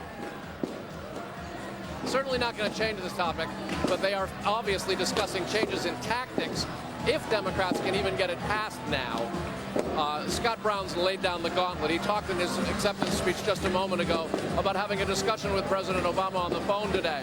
And while what Brown was saying in sort of a joking way was that he wanted to have a little game of 2-on-2 with the president and his numbers, a player of his choosing, what he's really talking about is the competition that now changes between Republicans and Democrats over the direction of the country and health care. It will probably have to be adjusted. So many Republicans now are going to be empowered by this, and Democrats frightened by it. Scott Brown 3 times tonight said, all folks have to do is look to what happened in Massachusetts, and if they don't think it can't happen again around the rest of the country, look back here at tonight's results. You know, Carl, you say adjust it. That sounds like it just sort of has to be finessed. But there were major differences long before tonight that the Democrats faced in terms of trying to reconcile the House and the Democratic bill. So this, I mean, this is explosive now on top of that. So it's not just adjusted. This could have an enormous impact. Oh, sure. I mean, specifically on health care, the Obama administration's hope had been to finish the Senate bill as they now have, conference with the House, in other words, work out the differences with the very different House bill and send it to the president. There's no time for that before Scott Brown gets seated. Plan B now was for them to take the Senate bill and ask the House to pass it as is with no changes. The political problem there is that there's an awful lot of Democrats in the House who don't like the Senate bill, and the possibilities of their accepting it without changes are slim. It leaves very few options. When you have folks like Jim Webb, the Democratic senator from Virginia, saying there should be no votes and it would be only prudent for Scott Brown to be seated first, it suggests that Democrats are prepared to at least begin the process of starting over. No Democrat in the White House wants to start over, but if Democratic senators are suggesting perhaps they should at least hold off, it won't be long until Republicans are insisting on it. You know, I can only imagine it's going to be sort of an interesting, colorful addition to the United States Senate. He sort of speaks and talks with a little bit of a swagger, teasing the president about his truck, even saying he's excited to be on the stage with Doug Flutie, of all people. You know, this is going to be a rather interesting guy to watch, for besides the fact of the political implications. He's a cocky guy. I don't know that he's cocky, but he's definitely the kind of guy that people say he's the politician you want to have a beer with. Very easygoing, easy to talk to. The references to the truck is his attempt to show that he's just an average, regular guy, ready to serve, ready to do what he thinks is right for the country. You know, it was interesting. The day that President Obama came up here on Sunday for his rally for Martha Coakley, I was there early enough to meet with some of the members of the Massachusetts Democratic Congressional Delegation, and Barney Frank, the chairman of the Banking Committee in the House, said that Coakley's mistake was allowing this to become a personality contest, and he predicted that she would lose having lost that personality contest. There were issues about her gaffes about the Red Sox former pitching ace Curt Schilling, all of these things. And when you talk to the Democrats and Republicans, they said both are decent folks, but Coakley didn't appear to work hard enough. It brought up questions about this sense of entitlement, and Brown hustled, and people appreciated it. You know, Carl, we look at the big picture issues, the health care, because most of us aren't from the state of Massachusetts. But I'm a little bit curious. What was he like as a state senator? I mean, was he an effective state senator? Oh, sure, and well-liked. And it's important when you discuss health care in the national context to remember that they already have virtual complete health care in Massachusetts, something that was passed under former Massachusetts Republican Governor Mitt Romney. Now, there have been some budgetary concerns about the way the price and the cost to the state has escalated in Massachusetts. So here's a state that has experience with health care from the government, and they're experiencing problems. It's raised doubts. They don't think that they should be held responsible for helping to pay for the rest of the country when they've already got it here. There's a whole lot of health care concerns, and today, Scott Rasmussen's Election Day poll suggested that the #1 issue here, the decisive issue, health care. Carl, thank you. Fox's Molly Line is live at the headquarters of State Attorney General Martha Coakley. Molly. Hey, Greta, understandably, things are much quieter here. It's pretty much an empty room at this point in time, a bunch of journalists and some cleanup crews. Martha Coakley came out to speak to the crowd here. She thanked her supporters. She also called to concede to Scott Brown today, to thank him and to wish him luck, he and his family, as he goes to serve Massachusetts in Washington, as she had hoped to do. She said she was heartbroken by the results tonight. There were certainly some tears in the crowd, and she thanked her supporters for their passionate work out on the campaign trail. She said that they put their heart and soul into things, perhaps trying to head off that criticism that has been lobbed at her campaign in the last week, in recent weeks, that they hadn't worked hard enough, that they had run a complacent campaign. But she let her supporters know that she didn't feel that way, and she thanked them for all their efforts over the previous couple of months. Greta? Is there any bitterness, though? Maybe if Martha Coakley isn't expressing it, are you hearing any bitterness between Martha and the Democrats in Washington, or even the national organization of Democrats?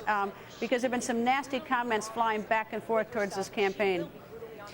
You know, I got a chance to speak to some of Martha's aides at the end of the night. One of the aides telling me today that a winner has 1,000 friends, a loser is alone, and that this is not a time to be pointing fingers or casting blame. This is a time that Democrats need to remember to stick together and not to lose their focus. So essentially that this shouldn't become a blame game. You know, I spoke with a Democratic strategist earlier in this week, and she said this reminds her of Democrats in the 80s, getting in a circle, pointing fingers at each other, and they don't think it's going to work. Greta? Molly, thank you. And no one could have known, but the unthinkable certainly has happened. Republican Scott Brown is now the United States Senator-elect from the state of Massachusetts. Susan Estridge joins us live. Susan, this is your home. This is where you lived for many years. What do you think? It's where I was born. I worked for Ed Brooke, you know. I mean, maybe I started this. That was my first campaign when he ran for Senate. I think there's trouble in River City, you know. I don't think it's good for the Democrats. I think in particular what Molly was just saying about the trashing of Martha Coakley. Look, she did a lot of things wrong, okay? Curt Schilling was wrong. There were terrorists in Afghanistan. You know, that was wrong. But she still should have won. So it's obvious there are national forces at work here. But I think the critical question is, what's everybody going to do tomorrow morning? And I'm not sure people in Washington aren't going to wake up and put even more pressure on to get health care passed. It'll be interesting to see. Well, it's almost date certain, though. She was up more than 20 points on December 19th. And then all of a sudden, kaboom, you have this deal where Ben Nelson, the senator from Nebraska, cuts a $300 million deal behind closed doors with Harry Reid. Then you have this deal where the unions cut behind closed doors. They get something. And suddenly she plummets down, and now she loses to a Republican, the unthinkable in the state of Massachusetts. So if there's any finger pointing, you'd think it'd be finger pointing in the direction of Washington and not her. No, am I wrong on that?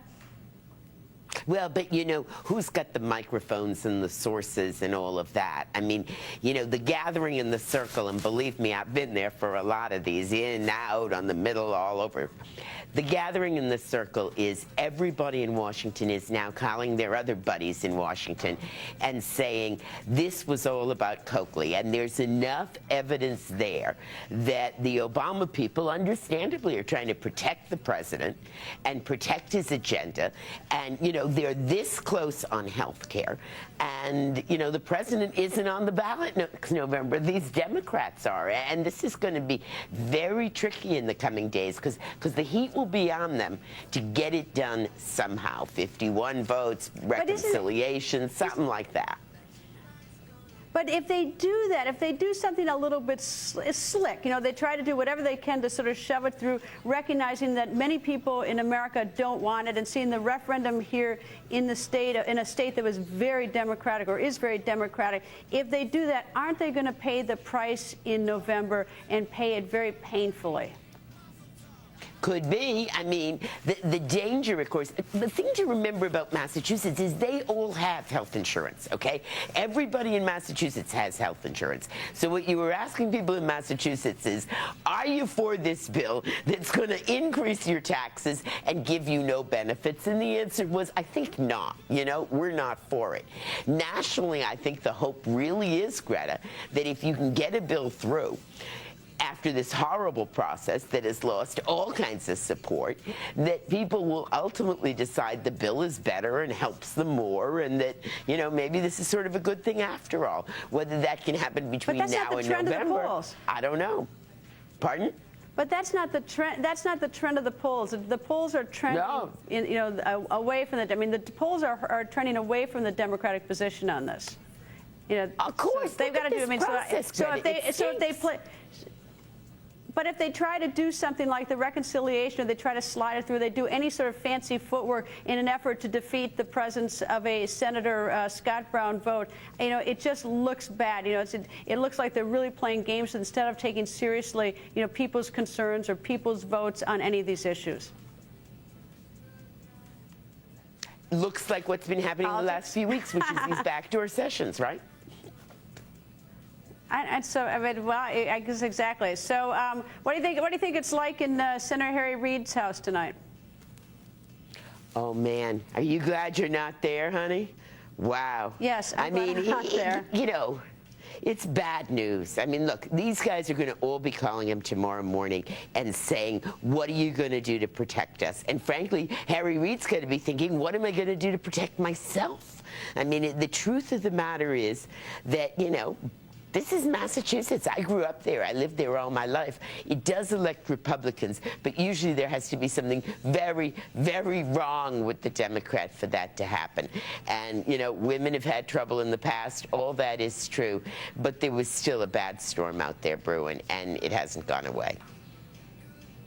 Susan, thank you. Always nice to see you. Thank you, Greta. And we are live in Boston late into the night. And next, Senator Rick Santorum goes on the record about the GOP's massive upset. Our breaking news coverage continues in 2 minutes.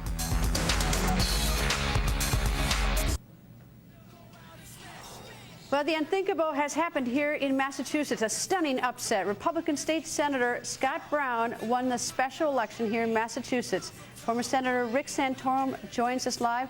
Good evening, Senator. And Senator, what are the options? And now the Senate is going to become there's going to be no filibuster. It's not going to become filibuster-proof. So what can Senator Harry Reid and the Senate Democrats do if they want to try to get this bill through, health care? Well, I think probably their best option, if they want to try to jam this through, is to actually have the House pass the Senate bill. Now, that is not going to be an easy thing to do. There are pro-life Democrats who do not like the Senate provision because it does not protect the unborn, and as a result, there's at least, according to Bart Stupak, who is the author of the abortion language in the House, he's got 11 or 12 House Democrats who voted for the bill the first time through because it had the good language in, that will not vote the second time. So he's already, now 10 votes short. Now, on the other side of that, there were people who voted, a handful in the House, that voted against the House bill because it didn't have, because it had a public option in it. Now you might be able to pick those votes up because the Senate bill doesn't have a public option in it.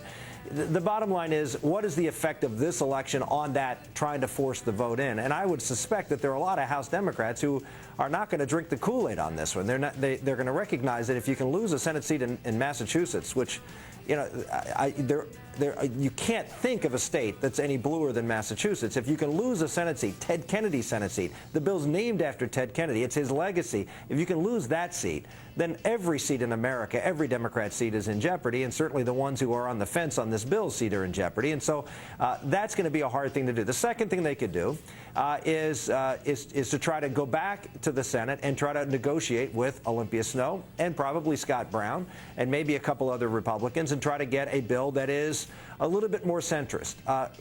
Unfortunately, in my mind, Olympia Snowe was not that far away in supporting some of the things that were coming out of the Senate Finance Committee. They could go back and try to negotiate with her. And again, I think Scott Brown is going to be a pretty big target for them to negotiate with. He's a guy who said, you know, that he's not against doing something and doing actually something fairly significant on health care. This thing was just bad. Can they get those votes or those couple of votes to come forward? That would probably be plan 2.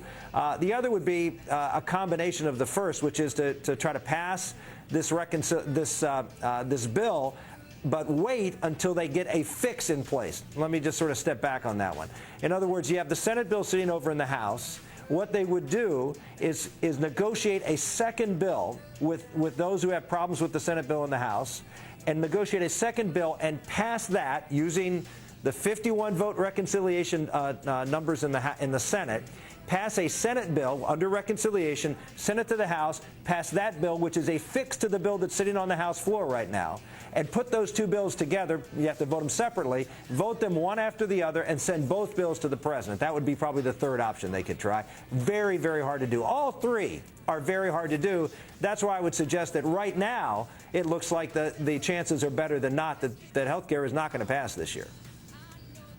You know, one of the most sort of intriguing parts of all this is the fact that the State of Union, the president will deliver that on January 27th. And of course, Senator-elect Scott Brown may be seated in the audience, maybe not. But then there's always a response by the opposing party. In this instance, there's going to be a Republican response. I incidentally put up a poll, and I urge the viewers to go to GretaWire.com and vote in the poll as to who they would like to see as a possible, as the Republican to respond to the president. Let me ask you, let me make a prediction on that. Yeah, the prediction, that's a no-brainer. Scott Brown is going to be the Republican response. He is. You think so? You think he will be?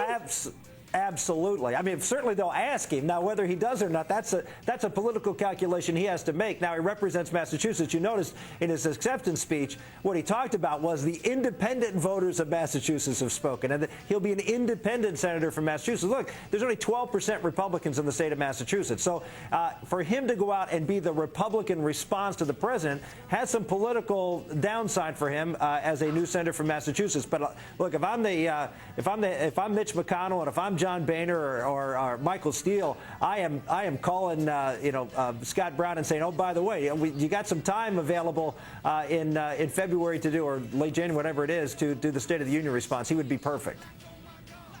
All right, well, he's on the list along with a lot of other prominent Republicans. So go to GretaWire.com and vote who should be giving that response to the President's State of the Union on January 27th. Senator Santorum, thank you very much for joining us. My pleasure, Greta. More on the upset. More on this upset that is rocking politics tonight. We all are wondering whether that health care bill is now dead on arrival. Our breaking news coverage continues, and former Governor Sarah Palin goes on the record. That's next.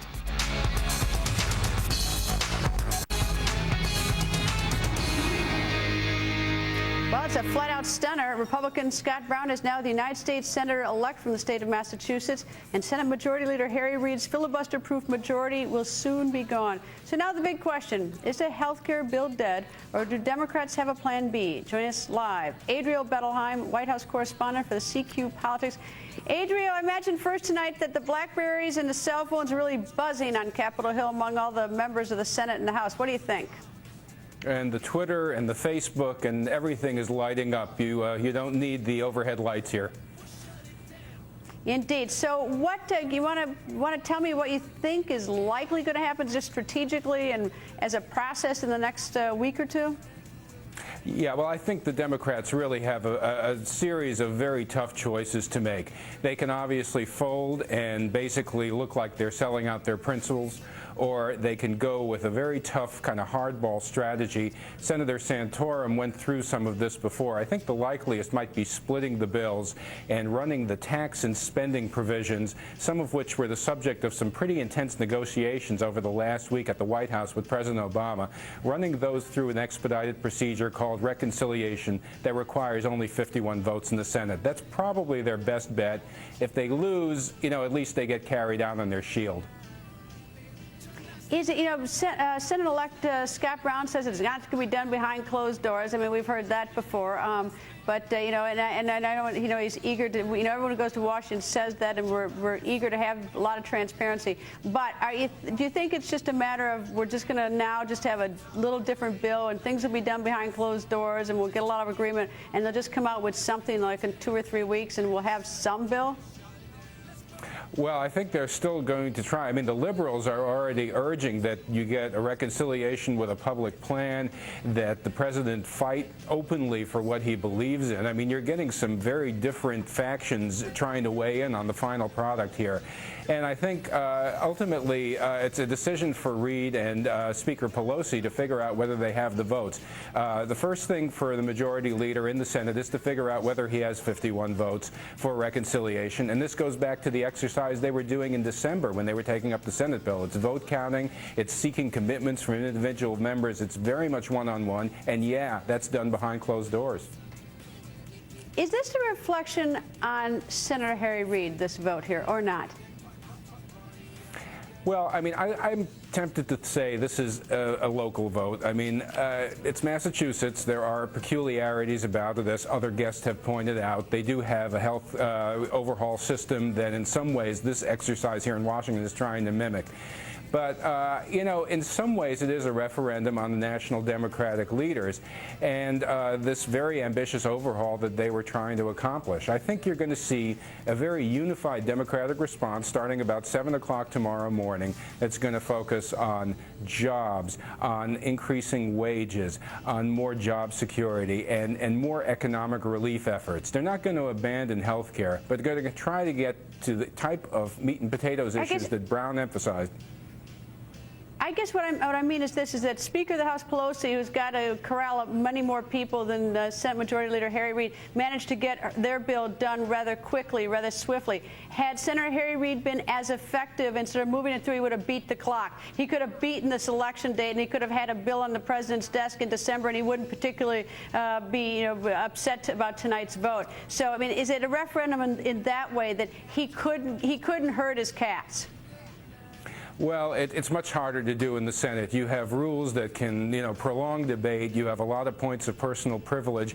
Every senator has quite a bit of power. It's different than in the House, where you can really roll the minority, set the agenda, set a pretty aggressive timetable, and generally, as long as you keep some good management of your caucus, you can get things too. It's tougher in the Senate, as Bill Frist found out, as Tom Daschle found out. Being a majority leader, whichever party you're in, this can be a pretty thankless job.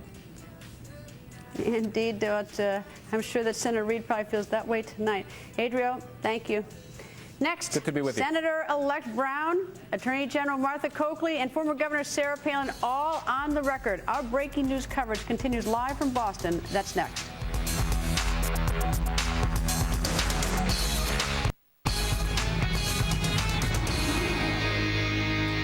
Said it was impossible, but Republican State Senator Scott Brown has won the special election here in Massachusetts. He is the United States Senator-elect. We tracked him down earlier today before the polls closed. So do you expect to be certified right away, like Congresswoman Tsongas, if you are elected? Well, I'd certainly encourage them to do that. It's important, I think, for democracy. If I'm duly elected, I'd like to be certified as quickly as possible. And I have faith in the system, and the political chicanery, I'm hopefully will not raise its ugly head. So, do you see this as a referendum on health care? No, it's about many other things. It's about fairness, good government, taxes, spending, terrorism. There's a whole host of things that are important. So. And how do you expect to spend your day? Because you got to. I'm just campaigning. I'm going to campaign till later on. I went to the gym this morning, had a nice workout, and now I'm balanced and ready to move forward. So I don't mean to be disrespectful, but I have to go. So one last question: President Obama coming here, what effect do you think that has? Anytime a Democrat or Republican president wants to come and come to Massachusetts, I think it's good for our state. And I found it interesting. He was criticizing, me and questioning my policies. But when he starts criticizing my truck, that's when I draw the line. Well, I'm looking inside this. This looks like a real guy. Looks like fast food wrappers on the floor truck. there. It's a guy There's truck. sunglasses, receipts. Look at this. Look at all this. These are my, Who knew your truck was such a big deal, These are my Scott? 3D glasses from Avatar. All right, now the other side of the aisle, State Attorney General Martha Coakley earlier today. What's going to happen tonight? What's the number going to be? I think we're going to win. Yeah? I'm predicting a Coakley victory based upon what we've seen on the ground, what we're getting on the phones, the turnout. I think we're going to win. How much do you think health care is playing into this vote? I think it's a factor, but I think people are looking at what's going to be best for Massachusetts, and so they are going to decide, as I believe they will, that they're going to send someone to Washington who's going to stand up to Wall Street and protect consumers and protect taxpayers. In fact, President Obama coming. I was delighted to have the president come campaign with me. I think it was important for Massachusetts to see him. He's a great speaker. He got everybody engaged in this, and I think he got everybody energized to come out and vote today. How about President Clinton? That was also great because he's a great campaigner, and he reminded everybody, very importantly, that the problems we are in today, the economic crises we are in today, are as a result of the Bush-Cheney administration. They are as a result of the kinds of things that Scott Brown wants to go back to, and voters know that. I'm really glad that this race is focused on the differences and what the choice is between the two candidates, and they get their say today. How about Congressman? Leave aside the media, leave aside Congressman Barney Frank has said that you made this into a personality contest. True or false? The voters are going to get to decide that, no question. President Clinton, shouldn't he have been in Haiti? Why did you let him come up to campaign for you when there's such a disaster going on? I think nobody tells President Clinton what he wants to do or can do, and I think, as he said very articulately, he was best on the ground here. He'd been up for 3 nights in a row, making sure that the efforts in Haiti were being organized. Didn't make sense for him to go there, but It didn't make sense for him to go there? Not at that time. Moments ago, former Governor Sarah Palin went on the record about Brown's win. This is huge. You just witnessed a wicked political pivot across our country, and I think this victory of Brown's can't be overstated. Not just Brown's, too, but look at the recent developments in New Jersey and Virginia, now Massachusetts. This is a tidal wave. It's sweeping the country. It's telling politicians in D.C. that status quo is not acceptable. From a purely strategic point of view, why do you think this happened? What did she have a misstep, or what happened? I don't think it was a misstep on her part, any one that you can pinpoint, but it was this overall message of arrogance this go around wasn't going to win. Common sense victory is what was going to be seen coming from Scott Brown's candidacy, and that's what you saw. It was going to be independent and common sense over again.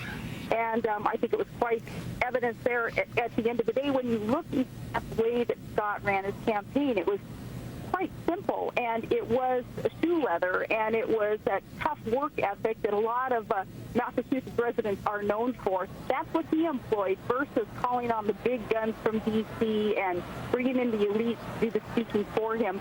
It was sort of that untough status that Americans root for. He represented that.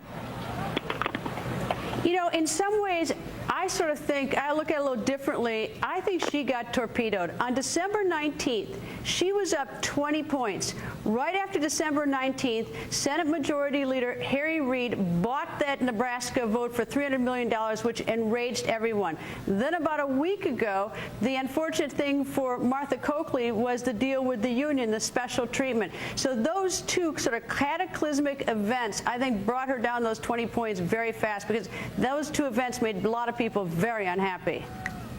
This is a referendum on all those things that President Obama has been standing for, though. This victory tonight of Scott's is a referendum on his and the left's policy agenda. And what this message is that's being sent to Washington is that, again, status quo, it's not acceptable, but the people are opposing government takeover of health care. They're opposing increasing American debt, and they're opposing the left's agenda of increased intrusion in our lives, especially our small businesses.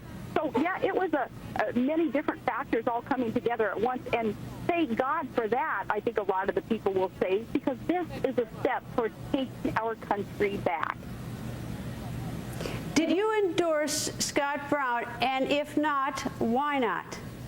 I would have had he requested it, but I so respected that he didn't call in a whole lot of outsiders asking them to come do the bidding for him. He did this himself, and that, again, was kind of that underdog status of his that is so respected. Usually a candidate like Scott is reliant upon and strengthened by their own grassroots effort. It was good for him to do it the way that he did to run this campaign. So I was asked to be a part of it. I think I Twittered a couple of times my support for him at the last minute there, but all along I was rooting for him. Do you have any sort of thought for Martha Coakley? I mean, this must be sort of bruising to take a beating like that, and you got to wake up the next day and sort of get going again. You've won some elections, you've lost some elections. You got any advice for tomorrow? Yeah, I think she can share the news with her colleagues, other Democrats, others on the left, to say, hey, this is what democracy looks like, Democrats. You listen to the people, or Democrats are going to hear our voices even louder in November. I think she can share that lesson, and then, let's hope that everybody works together there in Massachusetts, especially on the challenges facing that state. Hopefully she'll help to contribute some positive ideas for Mr. Brown as he goes to Washington, and he's going to Washington in a pickup truck, no less. All right, now there are a lot of options with health care right now. The Democrats can try to do something so that they don't have to go to a full 60 vote. Maybe they can do a reconciliation. They can do all sorts of things.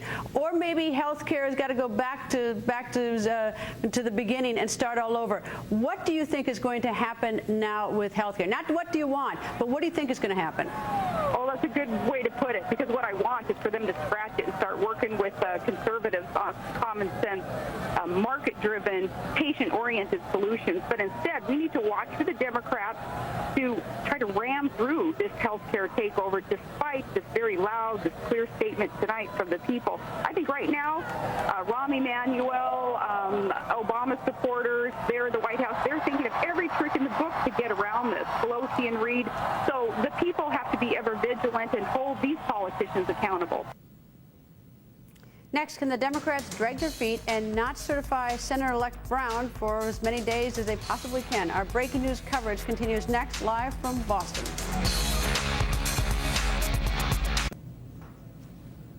Well, the election is over, but the fighting may have just started. Republican State Senator Scott Brown has won the special election for the U.S. Senate seat in Massachusetts, but now he needs to be certified.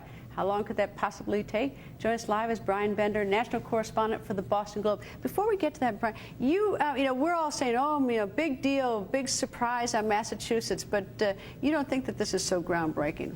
Well, I think it's clearly an upset, but I think it's easy to forget that Massachusetts is a state that voted for Ronald Reagan twice.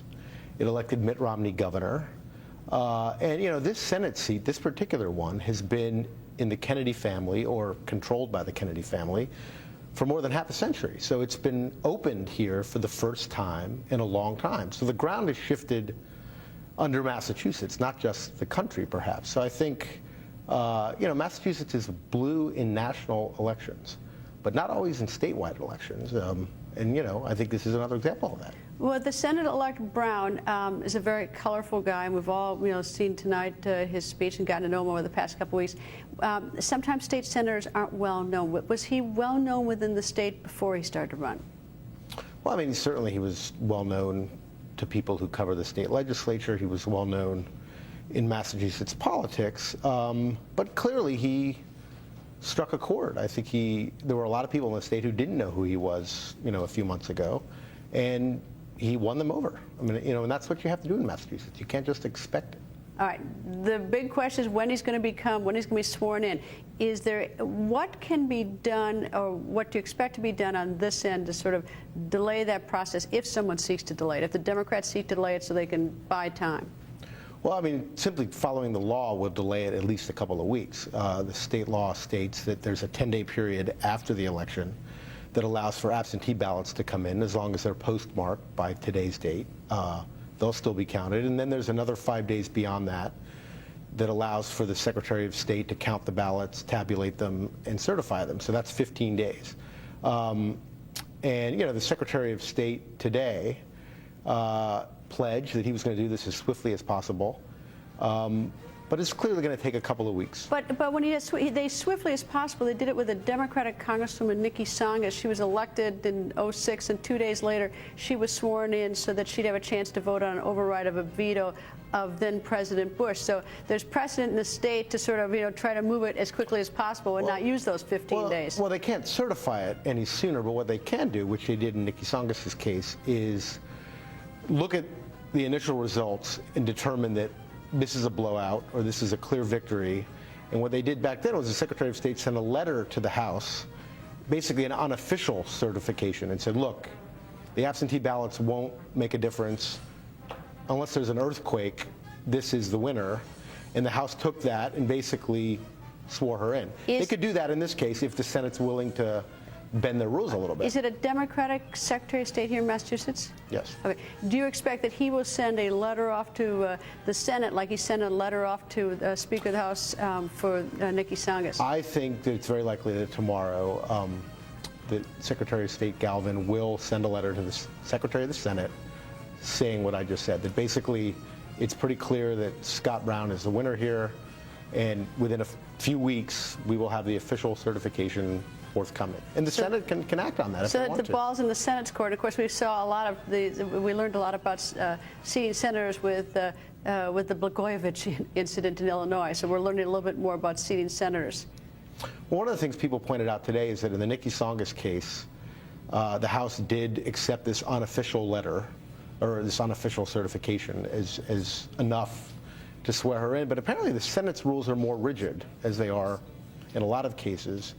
And, there's precedent for doing this. In fact, in Ted Kennedy's case in 1962, when he was elected in a special election, he was seated before the official certification. But then there have been more recent cases where the Senate has insisted that we want the official certification first, and then we'll seat them. So it's really going to be up to the Democratic leadership in the Senate. But it's not a problem. But the problem doesn't originate. I mean, the block isn't here unless, of course, your Secretary of State said, "I'm not going to send that letter." Right. In an election which seems to be pretty clear cut, I don't see how they can slow it down any more than, like I said, the law requires. Does this surprise you? This results tonight? I think most everybody who's watched Massachusetts politics is surprised. I mean, this was Ted Kennedy's seat, and I think a lot of people assumed that it would stay in Democratic hands, but again, he was quite respectful. I mean, he mentioned in his speech tonight, Senator-elect Brown mentioned the legacy of Senator Kennedy, very respectful in recognition of the many years the Kennedy family has held that seat. Well, I think that was very smart politics. With the fact that he called Vicki Kennedy the senator's widow, it reaches out to a sector of the Massachusetts electorate that maybe didn't vote for him. I mean, if 47% voted for Martha Coakley, that's quite a few people. Brian, thank you. Sure. Next, Senator-elect Scott Brown and Attorney General Martha Coakley in their own words. Plus, who knew pitching legend Curt Schilling would become such a huge part of this race? Hear what Schilling says coming up.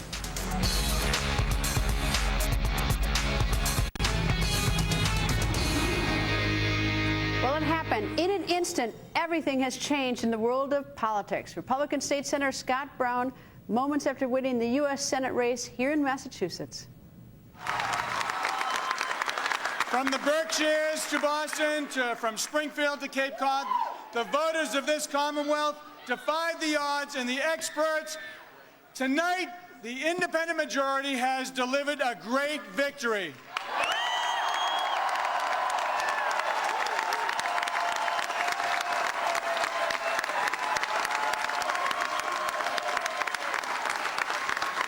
I thank the people of Massachusetts for electing me as your next United States Senator.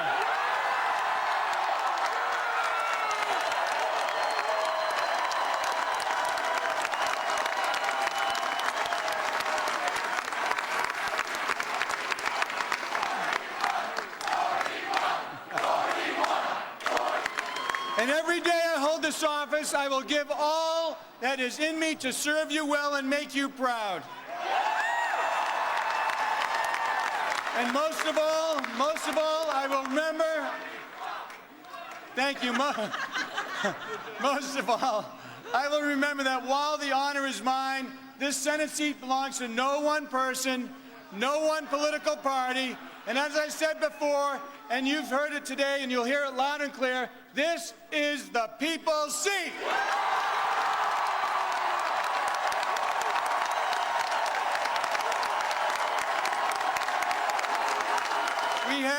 Throughout this race, we had the machines scared and scrambling, and for them, it's just the beginning of an election year filled with many, many surprises, I can tell you that. They will be challenged again and again across this great land, and when there's trouble in Massachusetts, rest assured, there's trouble everywhere, and they know it. I know I have a lot to learn in the Senate, but I know who I am, and I know who I serve. I'm Scott Brown. I'm from Rentham, and I drive a truck.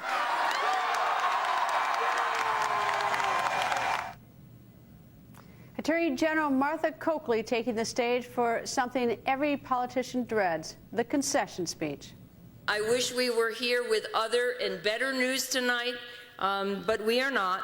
And I want to take this moment, first of all, for all of you in this room and those of you who are probably still out working. You poured your hearts and souls into this campaign, and there are thousands of you, literally. We had thousands of people out on the street since September, and I want to say an incredibly sincere thank you for everything that you did, obviously not just for me, but for the campaign and what we stood for in this campaign. And so let's give yourselves a huge round of applause for what you've done. Thank you. Thank you. I will not forget the fierce determination with which we approach this, not just again about this campaign, about the things we believed in and we still believe in and we will still fight for and on after tonight. And I know you will join me in that.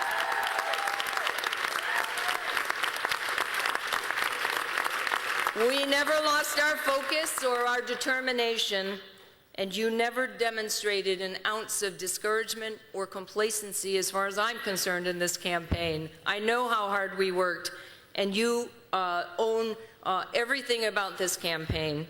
You were there every step of the way as we went forward in the primary and through tonight and focused on the issues that I believe everybody in Massachusetts does care about and everybody in this country should be focused on as we go forward. Of course, I know you'll join me in thanking President Obama, who took this little trip to see us here on Sunday.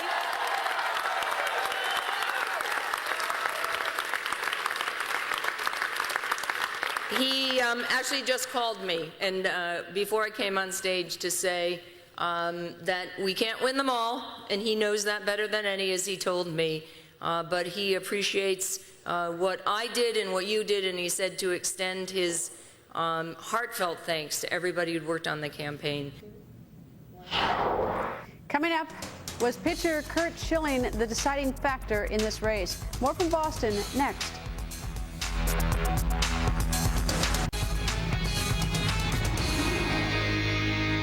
We leave each night looking at the past 72 hours when Massachusetts became the epicenter of the biggest political battle in the nation. You know, in that debate the other day, when Martha turned to him and compared him to George Bush, and he sort of stood there and smiled and said, "I'm not George Bush, I drive a truck." Well, I got news for you, Scott. George Bush drove a truck, too, and look where it got us. This race is about more than just the health care bill. It's really about the lack of civility in Washington, the fact that there's no conversation. A lot of the things are being done behind closed doors, and it's inappropriate. We can do better. Let's kind of leave the truck out of it, folks. I've never seen an advertisement in a campaign for the United States Senate that begins with, "I'm Scott Brown and I drive a truck." I didn't know it was a qualification for being in the Senate. Boy, when you challenge arrogant power, there is nothing that fights back stronger than that. They, in a million years, couldn't believe we are where we are right now. Well, I want you to send a signal. Massachusetts doesn't belong to them. It doesn't belong to us. It belongs to you. Send Scott Brown to the Senate. I think long and hard about getting in that truck with Martha's opponent. It might not take you where you want to go. And where we don't want to go right now is backwards to the same policies that got us into this mess in the first place when we just started to make progress cleaning it up. We have some very serious economic problems where people are hurting, and when the president, criticized me yesterday, he can criticize me as much as he wants. But when he talks about my truck, that's where I draw the line. People can't. He says your truck's going in the wrong direction. Well, unfortunately, because of some of the policies that are happening in Washington, people can't afford to buy trucks. And my truck has over 200,000 miles on it. So, he can look under the hood all he wants. If it weren't so close, Rudy Giuliani wouldn't have come in either. And besides, he's a Yankee fan. I just want people to know. Yeah, but now Scott Brown is Kurt Schilling, okay? Another Yankee fan. Schilling? Yes. Kurt Schilling, a Yankee fan? No. All right, Kurt I'm wrong on my... The Red Sox great pitcher of the bloody sock? Well, he's not there anymore. The fact that she called me a Yankee fan probably bothers me more than anything, but she clearly doesn't have a line into... It doesn't feel like she has a line into the people of the state. We've been working every day. We don't pay attention, despite what everybody thinks, to all the media, to all the polls. We pay attention to the ground game and what people are telling us. We're talking to folks on the phone, on the streets. We've been out campaigning. Every campaign has its own dynamic and surprises. And so we'll know tonight what the results are. Okay, here we go. Wow, already 500 people voted. Thanks for all your support. Thanks. We'll see you next.